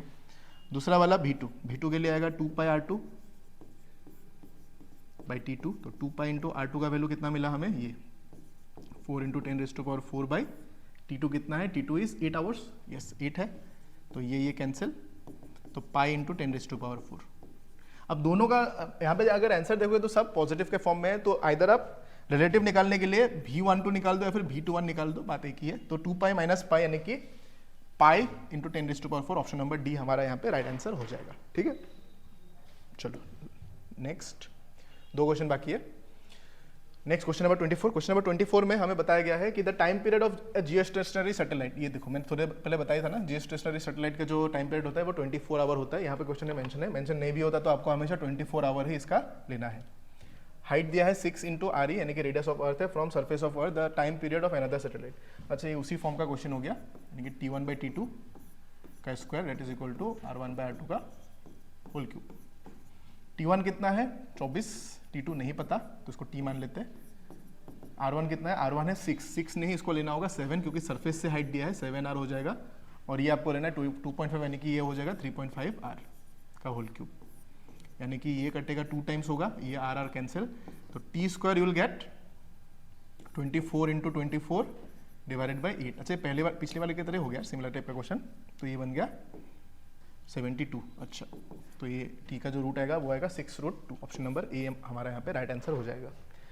Next question number 25। Question number 25 में अगर आप जाओगे तो यहाँ पे आपको देखने को मिलेगा satellite of mass M orbiting the earth at the height r from the surface, total energy of the satellite. अरे ये तो सिंपल क्वेश्चन है, देखो ये मान लो ऑर्बिटिंग है, ये मान लो अर्थ का रेडियस है, सॉरी अर्थ है, ये मान लो हाइट h है और ये रेडियस ऑफ अर्थ r है, छोटा अर्थ को छोटा सा बनाया गया है। हमें पता करना है कि यहाँ पे total energy of the satellite in form of G0 हमें पता करना है। तो total energy of the satellite होता है E equal to minus GMM/2 into R plus H, लेकिन हमें आंसर को in terms of acceleration due to gravity G0 के फॉर्म में लिखना है। तो G0 के लिए जो फॉर्मूला होता है वो हमें पता है GM/R होता है, that is equal to GR। इसको उठा के यहाँ पे सब्स्टिट्यूट कर दो तो आपको मिलेगा माइनस GM/R की जगह पे आप लगा दो GR, तो इधर आ जाएगा M GR divided by 2 into, लेकिन हाँ एक चीज़ है, यहाँ पे तो नीचे R है ही नहीं, तो हमें इस R को इधर लेके जाना होगा, तो यहाँ पे R आएगा नहीं, करेक्ट, तो यहाँ पे हम खाली GM को सब्स्टिट्यूट करेंगे, तो थोड़ा सा चेंजेस आपको यहाँ पे देखने को मिलेगा। तो ये आएगा GM की जगह पे लिख देना mgr² divided by 2 into R plus H। तो आई थिंक यही हमारा आंसर होना चाहिए।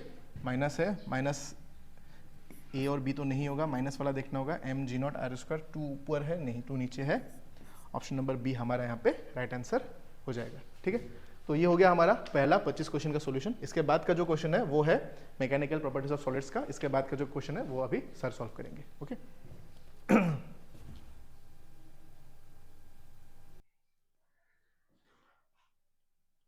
हेलो बॉयज, चलो अपने डिस्कशन को कंटिन्यू करते हैं। 25 तक हो गया तुम्हारा, क्वेश्चन नंबर 26 ऑनवर्ड। देखो क्या है यहाँ पर, match the following column and choose the correct option from the codes given below. क्या क्या सब है भाई, लॉन्गिट्यूडनल स्ट्रेस, लॉन्गिट्यूडनल स्ट्रेस क्या कर सकता है वो सब बात हटाओ, फोकस करो तुम शियर स्ट्रेस के ऊपर। शियर स्ट्रेस क्या कर सकता है, तो शियर स्ट्रेस वॉल्यूम को चेंज नहीं करता भाई, शियर स्ट्रेस जो है वो शेप को चेंज करता है, क्योंकि वो जो है वो डिस्टॉर्ट करता है। जैसे कि बहुत बार सिखाया है ना, ये देखो जैसे इस पर लगेगा तो यहाँ पर ये वाला टॉप सरफेस पर लगा तो ये इसको क्या करेगा, थोड़ा बेंड करेगा, तो ये उसके शेप को चेंज करता है। तो यही अपने को फोकस रखना है, शियर स्ट्रेस क्या चेंज कर सकता है, शेप। तो बी के साथ क्यू को मैच करवाओ, बी के साथ क्यू क्यू क्यू, यही एक होगा ही। अब बाकी सारे ऑप्शंस को तुम मैच कर सकते हो, जो की पॉइंट है वो याद रखने के लिए बता दिया। तो शियर स्ट्रेस में शेप चेंज होगा, उसके साथ क्या मेंशन है, आर। आर मतलब वॉल्यूम डस नॉट चेंज, सिर्फ शेप चेंज होता है, वॉल्यूम चेंज नहीं होता। ऐसे ही लॉन्गिट्यूडनल स्ट्रेस, लॉन्गिट्यूडनल स्ट्रेस में क्या होगा, तो हम लोग खींचेंगे, खींचेंगे तो अगर मान लेते हैं कि पॉइसन रेशियो का वैल्यू 0.5 नहीं है तो वॉल्यूम भी चेंज होगा। तो लॉन्गिट्यूडनल स्ट्रेस में वॉल्यूम भी चेंज होगा, और शेप, शेप तो चेंज इसमें शेप चेंज नहीं होता। ये तो मान लेते हैं कि अगर एक रॉड को खींच रहे हैं तो जैसे इनिशियल शेप था इसका सिलिंड्रिकल, बाद में सिलिंड्रिकल शेप ही रहता है, तो इसमें ये चेंज नहीं होता। Shape does not change, P and S, P and S ऐसे करके आप लोग मिला लेंगे ना। बाकी वॉल्यूमेट्रिक स्ट्रेस में भी वही बातें हैं, जो लॉन्गिट्यूडनल स्ट्रेस में है वही सेम वॉल्यूमेट्रिक स्ट्रेस में है, तो पी एंड एस उसका भी होना चाहिए। देखो पी एंड एस, इसका टेंसाइल स्ट्रेस, इससे भी वही सेम चीजें होगा, क्योंकि टेंसाइल स्ट्रेस और लॉन्गिट्यूडनल स्ट्रेस सेम ही होता है, ठीक है ना। तो जो काम का बात था वो था शियर स्ट्रेस, याद रख लोगे शियर स्ट्रेस का। चलो दूसरा नेक्स्ट पर चलते हैं। नेक्स्ट क्वेश्चन हो गया क्वेश्चन नंबर 27। चलिए क्वेश्चन नंबर 27 भाई, with regard to dependence of quantities given in column 1 and 2 match the following columns, okay, Young's modulus of substance, yes, temperature dependent होता है। इनफैक्ट जितने भी इलास्टिक मॉड्यूलस होते हैं वो सब के सब टेम्परेचर डिपेंडेंट होते हैं, तो टेम्परेचर पर तो डिपेंड होगा ही होगा। तो ये भी होगा, ये भी होगा, ये भी होगा, मतलब ये तीनों तो होगा ही होगा।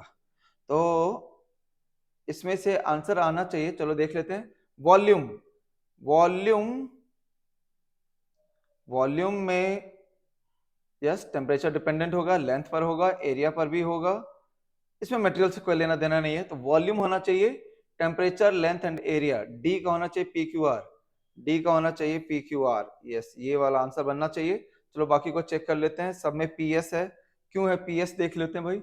ये इलास्टिक मॉडुलस है, टेम्परेचर डिपेंडेंट है। एस में क्या लिखा हुआ है, एस में depends upon the nature of material, yes material के नेचर पर भी तो इलास्टिक कांस्टेंट डिपेंड करता ही है, कॉपर का, स्टील का, सबका अलग अलग होता है, ठीक है, बहुत बढ़िया। चलिए क्वेश्चन नंबर 28 पर आते हैं।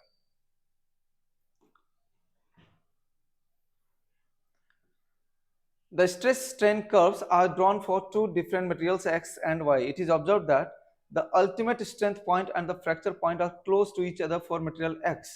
Okay. तो अगर बात कर रहा है कि हमने इस तरीके से दो कर्व ड्रॉ किया और एक मटेरियल है X जिसके लिए ये जो फ्रैक्चर पॉइंट है और मैक्सिमम स्ट्रेस पॉइंट है ये दोनों क्लोज है, मतलब एक ही जगह पर है, और दूसरे में कह रहा है but are far apart for material Y, यानी Y के लिए ये जो है ऐसे है, ये दोनों दो अलग अलग पॉइंट्स है, ठीक है। यहां पर जो Y, ये Y वाला है, Y के लिए ये देखो मैक्सिमम स्ट्रेस पॉइंट और फ्रैक्चर पॉइंट ये दोनों अलग अलग है, तो ये तो पक्का डक्टाइल मटेरियल है। वो जो Y है, Y must be the ductile material, क्योंकि उसी में ये मैक्सिमम और ये फ्रैक्चर ये दोनों अलग अलग होता है, तो Y मस्ट बी डक्टाइल। तो Y मस्ट बी ब्रिटल नहीं हो सकता है, Y डक्टाइल हो सकता है, डक्टाइल हो सकता है, ये नहीं हो सकता। तो ब्रिटल एंड डक्टाइल या प्लास्टिक एंड डक्टाइल, तो प्लास्टिक में तो प्लास्टिसिटी बहुत ज्यादा रहेगा, ठीक है, तो it must be brittle and ductile, क्योंकि ब्रिटल में जो है वो ये दोनों बहुत ही पास पास होते हैं। प्लास्टिक में भी क्लोज होते हैं लेकिन ब्रिटल में ज्यादा क्लोज होता है, so better answer is brittle, ठीक है। हम लोग प्लास्टिक जैसा कोई एक अलग से ऑब्जेक्ट पढ़ते नहीं है। डन, चलो 29 पर आ जाओ। Two wires are made of the same material and have the same volume, ठीक है। तो अगर दोनों का वॉल्यूम सेम है तो V1 इक्वल टू V2, यानी पक्का होगा A1 L1 equals to A2 L2, ठीक। The first wire has cross sectional area A and second wire has cross sectional area 3A। अच्छा, एरिया जो है वो दोनों का अलग अलग है। तो अगर सोचो कि A1 अगर A है और A2 अगर 3A है, तो L1 को अगर तुम सोचो L1 और L2, ये ध्यान में रखना, क्योंकि A1 L1 और A2 L2 बराबर है, तो ऐसे में ऑब्वियसली L1 बाई L2 जो हम लोग ले बनाएंगे L1 बाई L2, तो ये बन जाएगा A2 बाई A1, है ना। सो L1 by L2 A2 by A1, तो यानी A2 तो 3A है ना, तो यानी ये रेशियो बन जाएगा 3। तो इस हिसाब से L1 को तुम्हें कंसिडर करना चाहिए 3L और L2 को कंसिडर करना चाहिए L, तभी तो L1 बाय L2 कितना बनेगा 3। ठीक, okay. If the length of the first wire is increased by delta L on applying a force F, how much force is needed to stretch the second wire by the same amount? ये हम लोगों को थोड़ा सा extra space का जरूरत पड़ेगा, चलो यहाँ पर कर लेते हैं। हमें जो है how much force is needed to stretch the second wire by the, तो F का एक्सप्रेशन क्या होता था, F equals to Y A by L into X. तो हम लोगों को F2 बाई F1 वो पूछ रहा है, तो देखो Y2 by Y1 into A2 by A1 into ये L इनवर्सली है तो L1 by L2 into X2 by X1। अब देखो तो इसमें दोनों मटेरियल सेम है क्या, सेम मटेरियल, तो सेम मटेरियल मतलब Y1 Y2 ये कटेगा, ठीक है। हैव सेम वॉल्यूम है, तो इसका मतलब ये देखो A2 बाई A1 के जगह पर हम लोग कितना लिखेंगे, तो A2 बाई A1 इज 3, ठीक है। फिर है L1 बाई L2, तो L1 बाई L2 भी तो 3 ही है, इनटू X2 और X1 को देखना पड़ेगा।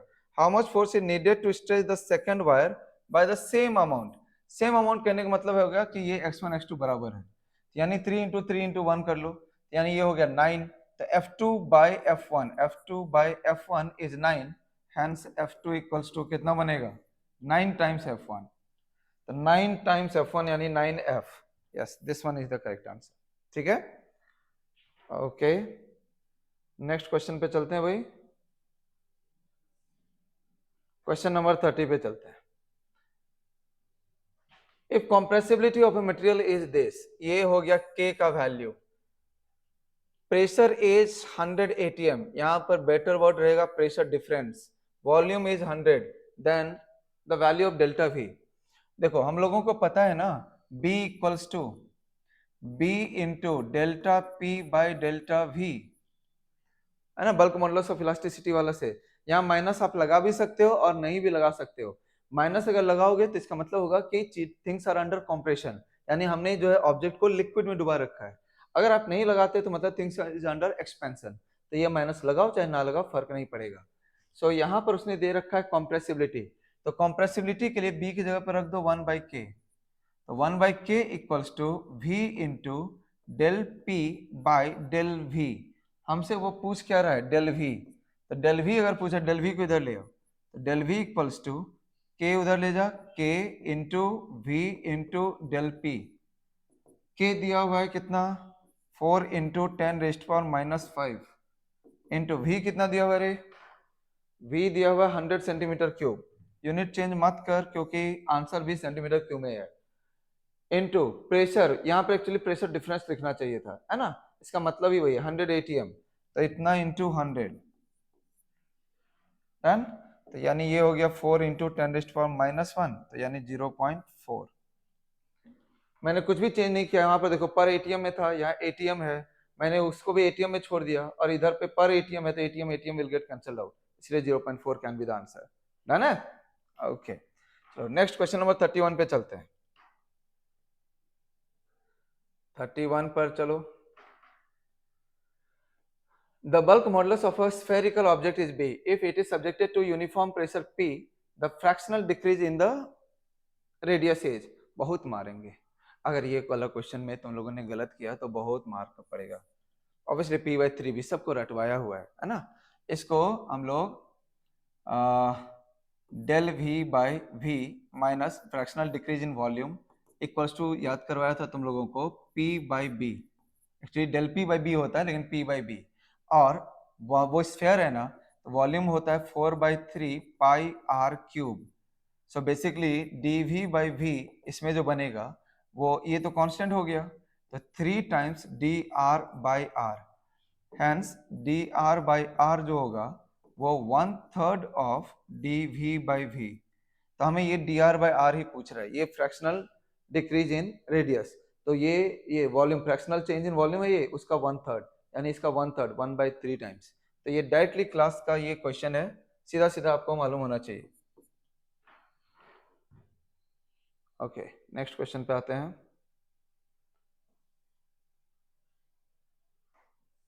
32 पे आ जाओ. The length of a metal wire is L1 when the tension in it is T1 and L2 when the tension is T2. The natural length. अच्छा क्वेश्चन है ये. ओके चलो F इज इक्वल्स टू होता है Y A by original length L into X. Y A by L into X. उसने बोला है कि लेंथ है L1 when the tension is T1. तो अगर मैं इस टेंशन की जगह T1 यूज करूं, T1 equals to Y A by L तो ठीक है, इनटू एक्स की जगह पर क्या लिखोगे? तो देखो लेंथ हो गया L1 और ओरिजिनल लेंथ हमने माना है L. तो चेंज इन लेंथ, यहाँ x है ना, x की जगह पर क्या लिखना है तुम्हें? Change in length. तो यानी इस x की जगह पर लिखोगे तुम L1 माइनस एल. क्लियर हुआ? ओके फिर बाद में बोला tension is T2 when the length is L2. तो टेंशन हो गया T2. सो फिर से Y A by L into यहाँ पर लिख देंगे हम लोग L2 माइनस एल. अब ये दो इक्वेशन हमें मिल गया और दोनों का रेशियो बस तुम्हें लेना है. तो T1 बाई T2 equal to Y A by L cancel हो जाएगा, L1 minus L by L2 minus L. Cross multiply करो तुम्हें आंसर मिल जाएगा. ठीक है, L निकल जाएगा. क्रॉस मल्टीप्लाई करके L को सॉल्व करो, you will get this particular answer. Done. चलो इसके बाद 33. The elastic potential energy of a stretched wire is given by. अब इससे इजी क्वेश्चन क्या ही होगा? इलास्टिक पोटेंशियल एनर्जी यू क्या होता है? Half stress strain volume. Half stress strain into volume, यही होता है. अभी हमें इस इलास्टिक पोटेंशियल एनर्जी को किसी के ना किसी के टर्म्स में हमें लिखना पड़ेगा. अब जो भी आ जाए, सारे ऑप्शंस को देख करके जो समझ में आ रहा है, वॉल्यूम को एरिया इंटू लेंथ के टर्म्स में लिखा गया है. एरिया इंटू लेंथ, ए इंटू एल. तो वॉल्यूम की जगह पर AL लिख देंगे. सिग्मा नहीं रखा गया, मतलब इसके जगह पर, ये सिग्मा के जगह पर हम लोग लिख सकते हैं Y इंटू ई.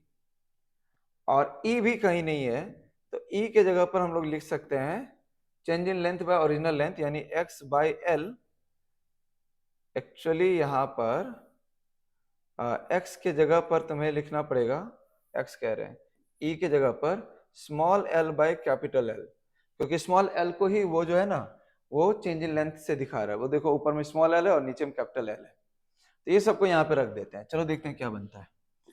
तो हाफ इसके जगह पर लिख देते हैं y इंटू ई.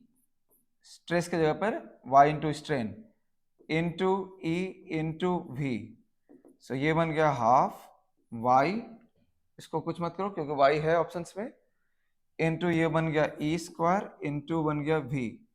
So half y E square की जगह पर L square by capital L square into volume की जगह पर a इंटू एल. तो एक कैपिटल L वहां, एक कैपिटल L यहाँ, कैंसिल होगा. सो क्या बच गया? एक L ये गया, y a L square by 2L. ऐसा कुछ बन रहा है, y a L square by 2L, ये वाला बन रहा है. ठीक है, चलो बढ़िया. सो अब 34 पे आते हैं. Steel ring of radius R cross sectional area A. देखो ये स्टील रिंग का क्रॉस सेक्शनल एरिया है. ये जो अपना रिंग होता है ना, ये समझो इसको, ऐसा जो रिंग होता है ये ऐसा वाला. तो ये जो इसका क्रॉस सेक्शन है, ये वाला एरिया है दिया हुआ ए. इसका रेडियस दिया हुआ है यहाँ पर स्मॉल r. तो ये पाई r स्क्वायर मत बोल देना, ये वाला एरिया है ए. ठीक है. If Young's modulus of the steel is y, then force with which the steel ring is expanded. Okay, a steel ring of radius r cross sectional area A is fitted on a wooden disc of radius capital R. Okay, इसको जो है एक wooden disc पर हमने fit किया है जिसका radius दिया हुआ है कैपिटल R. पहले तो स्ट्रेस लिख ले. तो स्ट्रेस इक्वल्स टू क्या होता है? y into strain. तो y अपनी जगह ठीक है, स्ट्रेन के जगह पर क्या लिखते हैं हम लोग? डेल्टा L बाई एल या डेल्टा R बाई आर. यहाँ पर तो डेल्टा R, यानी ये हो गया R minus R by R. Final radius minus initial radius by, क्योंकि इसी को तो एक्सपेंड करना है. ये तो वुडन है, ये थोड़ी ना ये एक्सपेंड होगा, यही होगा एक्सपेंड स्टील वाला. तो ये हो गया.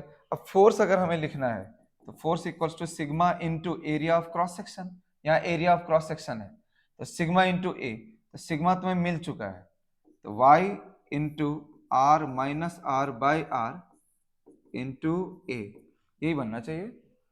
देखो fourth option,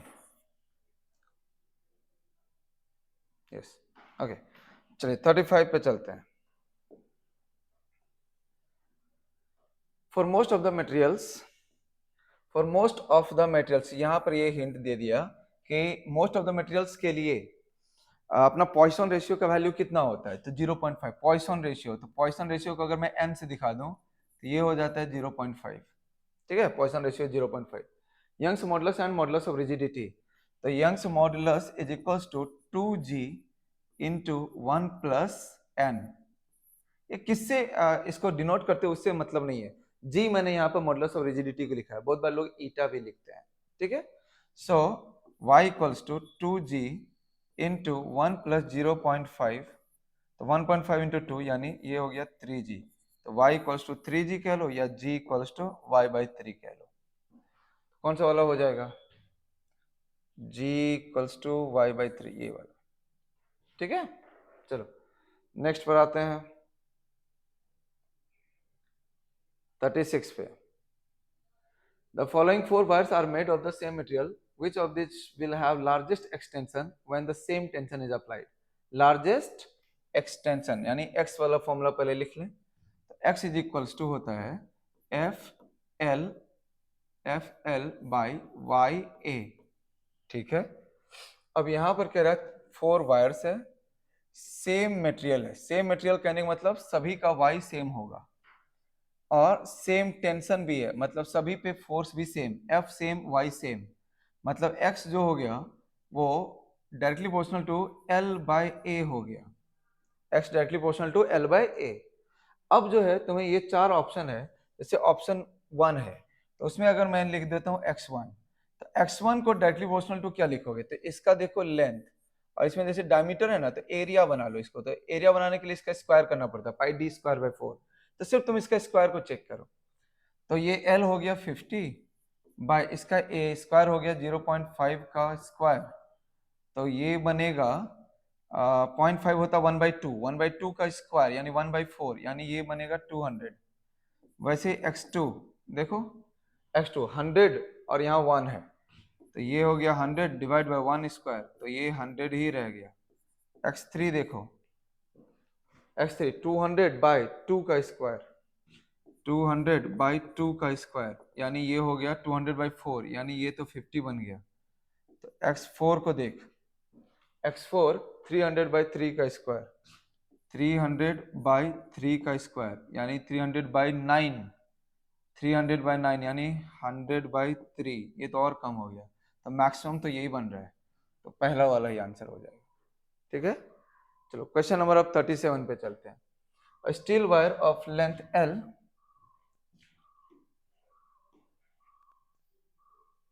okay, question number 37, a steel wire of length L and cross section area A is stretched by 1 centimeter under a given load. When the same load is applied to another steel wire of double its length, half its cross sectional area, the amount of stretching, okay, तो x का F L by Y A, F L by Y A, तो अगर हम लोगों ने यहाँ पर x2 by x1 लिखा, x2 बाई x1, तो यहाँ बनेगा f2 by f1 into L2 by L1 into y1 by y2, inversely है ना, into a1 by a2। Okay, so x2 by x1 के जगह पर है 1 सेंटीमीटर, ये है 1 सेंटीमीटर, है ना, 1 सेंटीमीटर, तो x2 by 1 equal to F2 by F1, तो F को देखो तो लोड सेम है क्या, under a given load when same load, यानी F2 और F1 कटेगा, इसको F बाई F आप लिख सकते हो, ये काट ही देंगे हम लोग। L2 बाई L1 को देखो, steel wire of length L और सेकेंड वाला another steel wire of double of its length, यानी L2 इज डबल, यानी 2L बाई L इंटू, अच्छा दोनों स्टील वायर है इसलिए ये y भी दोनों का सेम रहेगा, इनटू अब A1 बाई A2 को देखते हैं। Steel wire of area A, पहले वाले का एरिया A है, दूसरे वाले का half of its cross sectional area यानी दूसरे वाले का एरिया A/2 है। तो पहले वाले का एरिया A है और दूसरे वाले का एरिया हो गया A/2। तो इस हिसाब से ये A भी खत्म और ये 2 ऊपर जाएगा, यानी ये बनेगा 4। तो x2/1, so x2 equals to 4। ठीक है, 4 बढ़िया। 38 पर आ जाओ।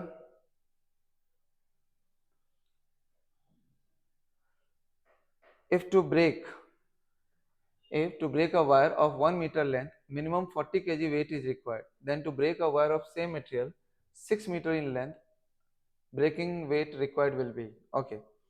फोर्स जो होता है, force equals to sigma into A होता है। F इक्वल्स टू स्ट्रेस होता है ना, stress equals to force by area, तो फोर्स स्ट्रेस इंटू एरिया। ठीक है, तो F2/F1 अगर हमें करना है तो sigma 2/σ1 into A2/A1। So sigma देखो तो स्ट्रेस दोनों सेम टाइप का, सेम मटेरियल है, सो सेम ही आएगा ब्रेकिंग स्ट्रेस। तो सिग्मा/σ, क्योंकि ब्रेकिंग स्ट्रेस जो है वो सिर्फ और सिर्फ नेचर ऑफ वायर पर ही डिपेंड करता है, वो एरिया लेंथ पर डिपेंड नहीं करता, इसलिए ये सिग्मा ही रहेगा। इंटू A2/A1, A2/A1 को देखो, पहले वाले का 1 metre length, 6 metre length, length से मतलब नहीं है, डबल इन रेडियस, तो रेडियस डबल होगा तो एरिया 4 टाइम्स हो जाएगा, तो यानी A2/A1 यानी A2 जो होगा वो 4A हो गया, A1 अगर A है तो ये कट गया, ये भी कट गया, यानी ये 4 ही बना, 4। तो F2/F1 की जगह पर लिखा हुआ था 40 kg वेट, तो यहाँ पर हो गया 40 kg वेट, तो हैंस F2 कितना बन गया, 40 और 4 को मल्टीप्लाई कर दे तो 160 kg वेट, 160 kg वेट है क्या कोई, देखो सी ट्रेन डन। चलो नेक्स्ट पे चलते हैं, 38 के बाद 39 पर।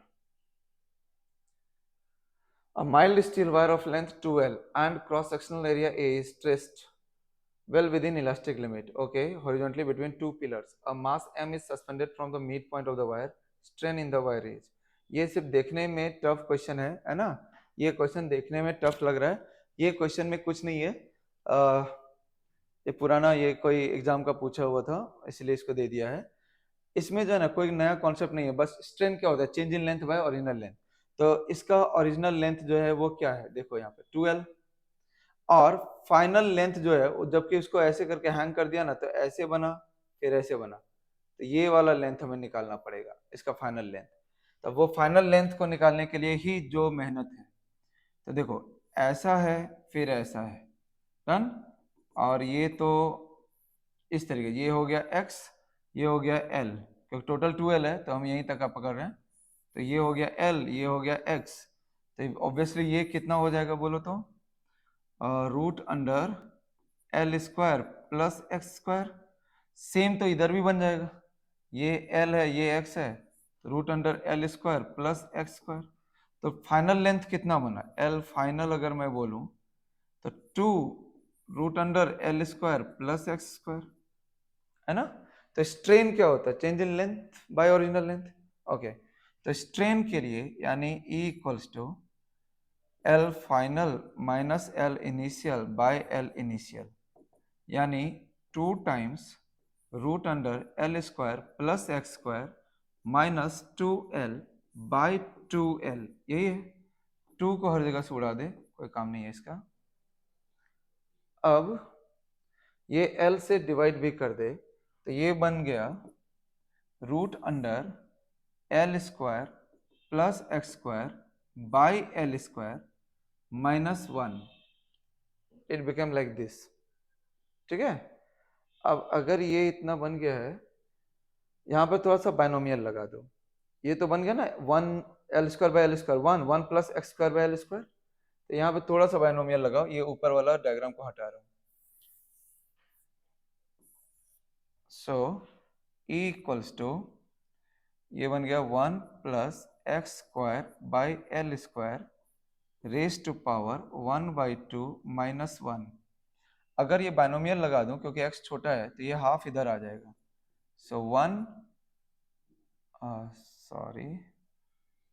1 plus X square by 2l square, ये हाफ यहाँ पर आके मल्टीप्लाई हो गया -1, तो ये -1 ये +1 खत्म, तो यानी आंसर बनना चाहिए x square by 2l square, x square by 2l square. देख तो यस, ठीक है। थोड़ा सा यही है कि फाइनल लेंथ को निकालने में यहाँ पर एक थोड़ा सा मेहनत है और फिर इस जगह पर बाइनोमियल लगाना है। ठीक, चलो नेक्स्ट क्वेश्चन पे आते हैं। क्वेश्चन नंबर 40 पे,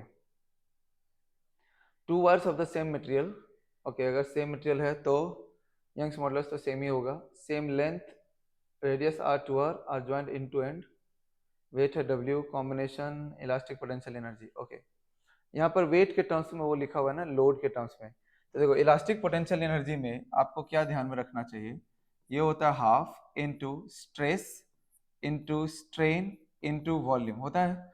इसी चीज को जो है हम लोग जो है ये ऐसे भी लिख सकते हैं, half into force into extension, half into load into extension.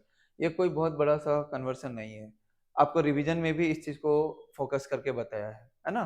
तो जब भी वर्क डन होता है तो हमें चेंज इन एनर्जी पर ध्यान देना चाहिए। डन। सो हम लोग इसमें इस वाले एक्सप्रेशन को यूज करेंगे, half into F into x, ठीक है। तो वो सेकंड वाला। तो अब देखो ये जो पहला वाला वायर है, पहला वाला वायर, इस पर भी वेट तो W ही है, तो टोटल हमें लिखना है ना U इक्वल्स टू, तो U1 plus U2, U1 plus U2, तो U1 के जगह पर लिखेंगे हाफ इंटू F के जगह पर W इंटू उसका एक्सटेंशन मान लेते हैं x1 plus half W into x2, सो W/2 कॉमन आ गया, x1 प्लस x2, ठीक है। अब पहले वाले में और दूसरे वाले में ये दोनों ही जो वायर है इसमें हमें इलोंगेशन देखना है। सो W/2 इंटू x1 के जगह पर क्या लिख सकते हैं बोलो, तो x क्या होता है, x का एक्सप्रेशन होता है FL/YA, ठीक है। F की जगह पर तो W ही आएगा, तो WL/Y इंटू 1 है ना, वो ये 1 नीचे वाले को मैं मान रहा हूँ, तो यानी πr² प्लस W उस पर वाले का भी लेंथ L है बाय Y इंटू 4πr², ठीक है। अब ये WL बाहर आ गया तो W² L बन गया, ठीक है। सो W² L divide by 2 Y πr² को भी बाहर ले ले, Y πr² को भी बाहर ले ले, ये बन जाएगा यहाँ पर कितना 1 प्लस 1/4, सो 1 प्लस 1/4 कितना हो जाएगा 5/4, ये 5/4 4 से 2 मल्टीप्लाई होगा 5/8, यानी ये बन जाएगा 5/8 टाइम्स W²L बाई Y/r²। देखते हैं 5/8 यही होगा, ठीक है। चलो क्लियर है। अब आते हैं 41 पे, 41 पे आते हैं। A uniform steel bar of cross-sectional area A and length L is suspended so that it hangs vertically. The stress at the middle point of the bar is. ये क्वेश्चन तो बड़ा ही इजी हुआ।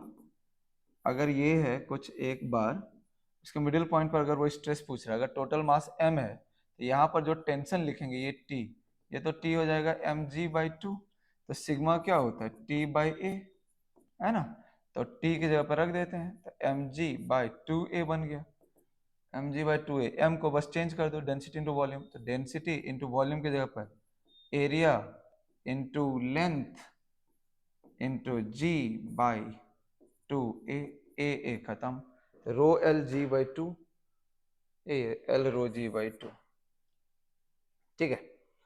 चलो नाउ नेक्स्ट इज 42 में the stress versus strain graph for 2 wires.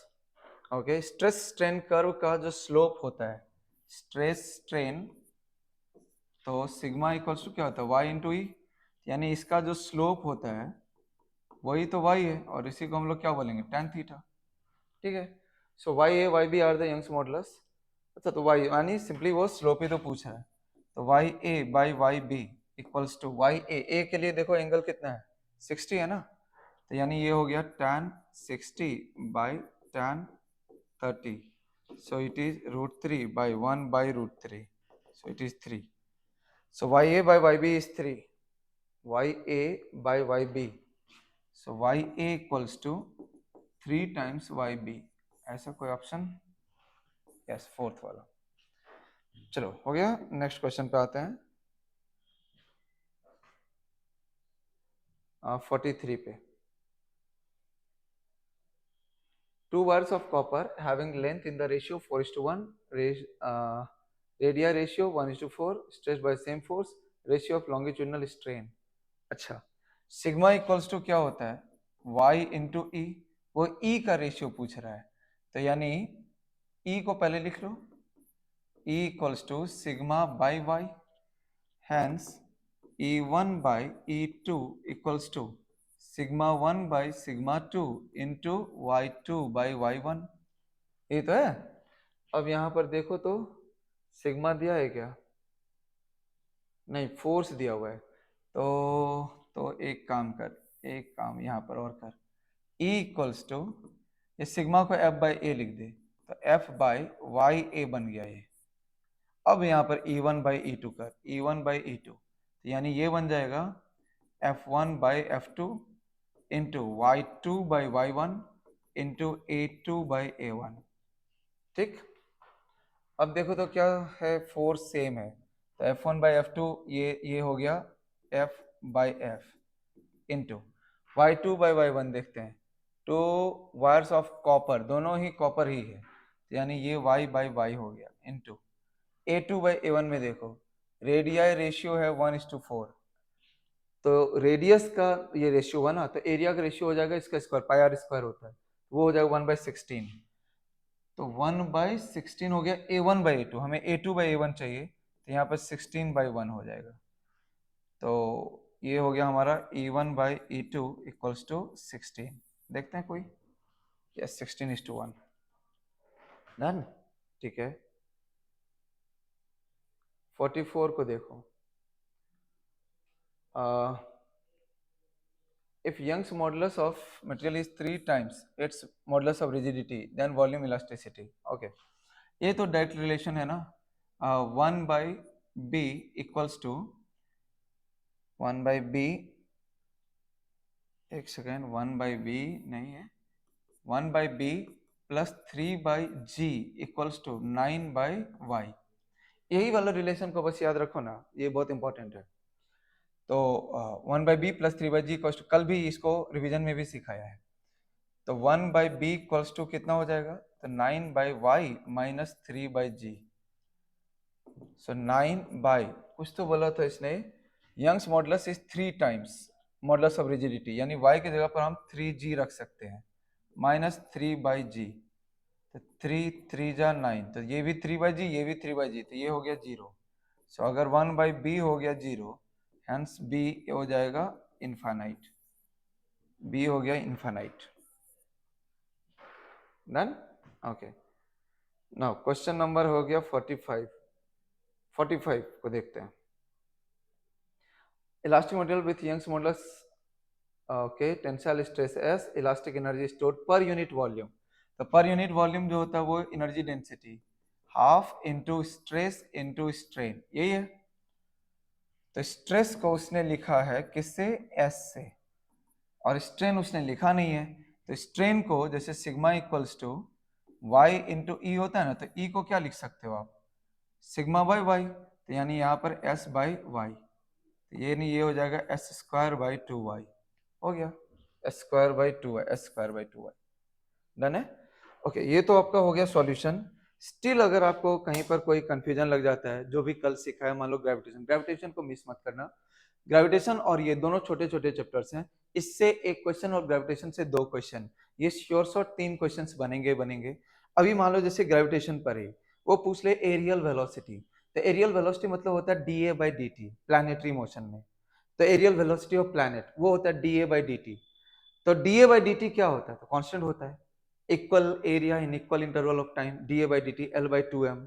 ऐसे मान लो कोई भी छोटा मोटा और ही कोई कॉन्सेप्ट आ जाए जो कि मान लो सिखाया है और उसमें तुम्हें कुछ भी कंफ्यूजन लगे, तो चाहे सॉल्यूशन से रिलेटेड हो चाहे उन वीडियो से रिलेटेड, तो आ करके पूछ लो, ठीक है, और इस डाउट को खत्म करो।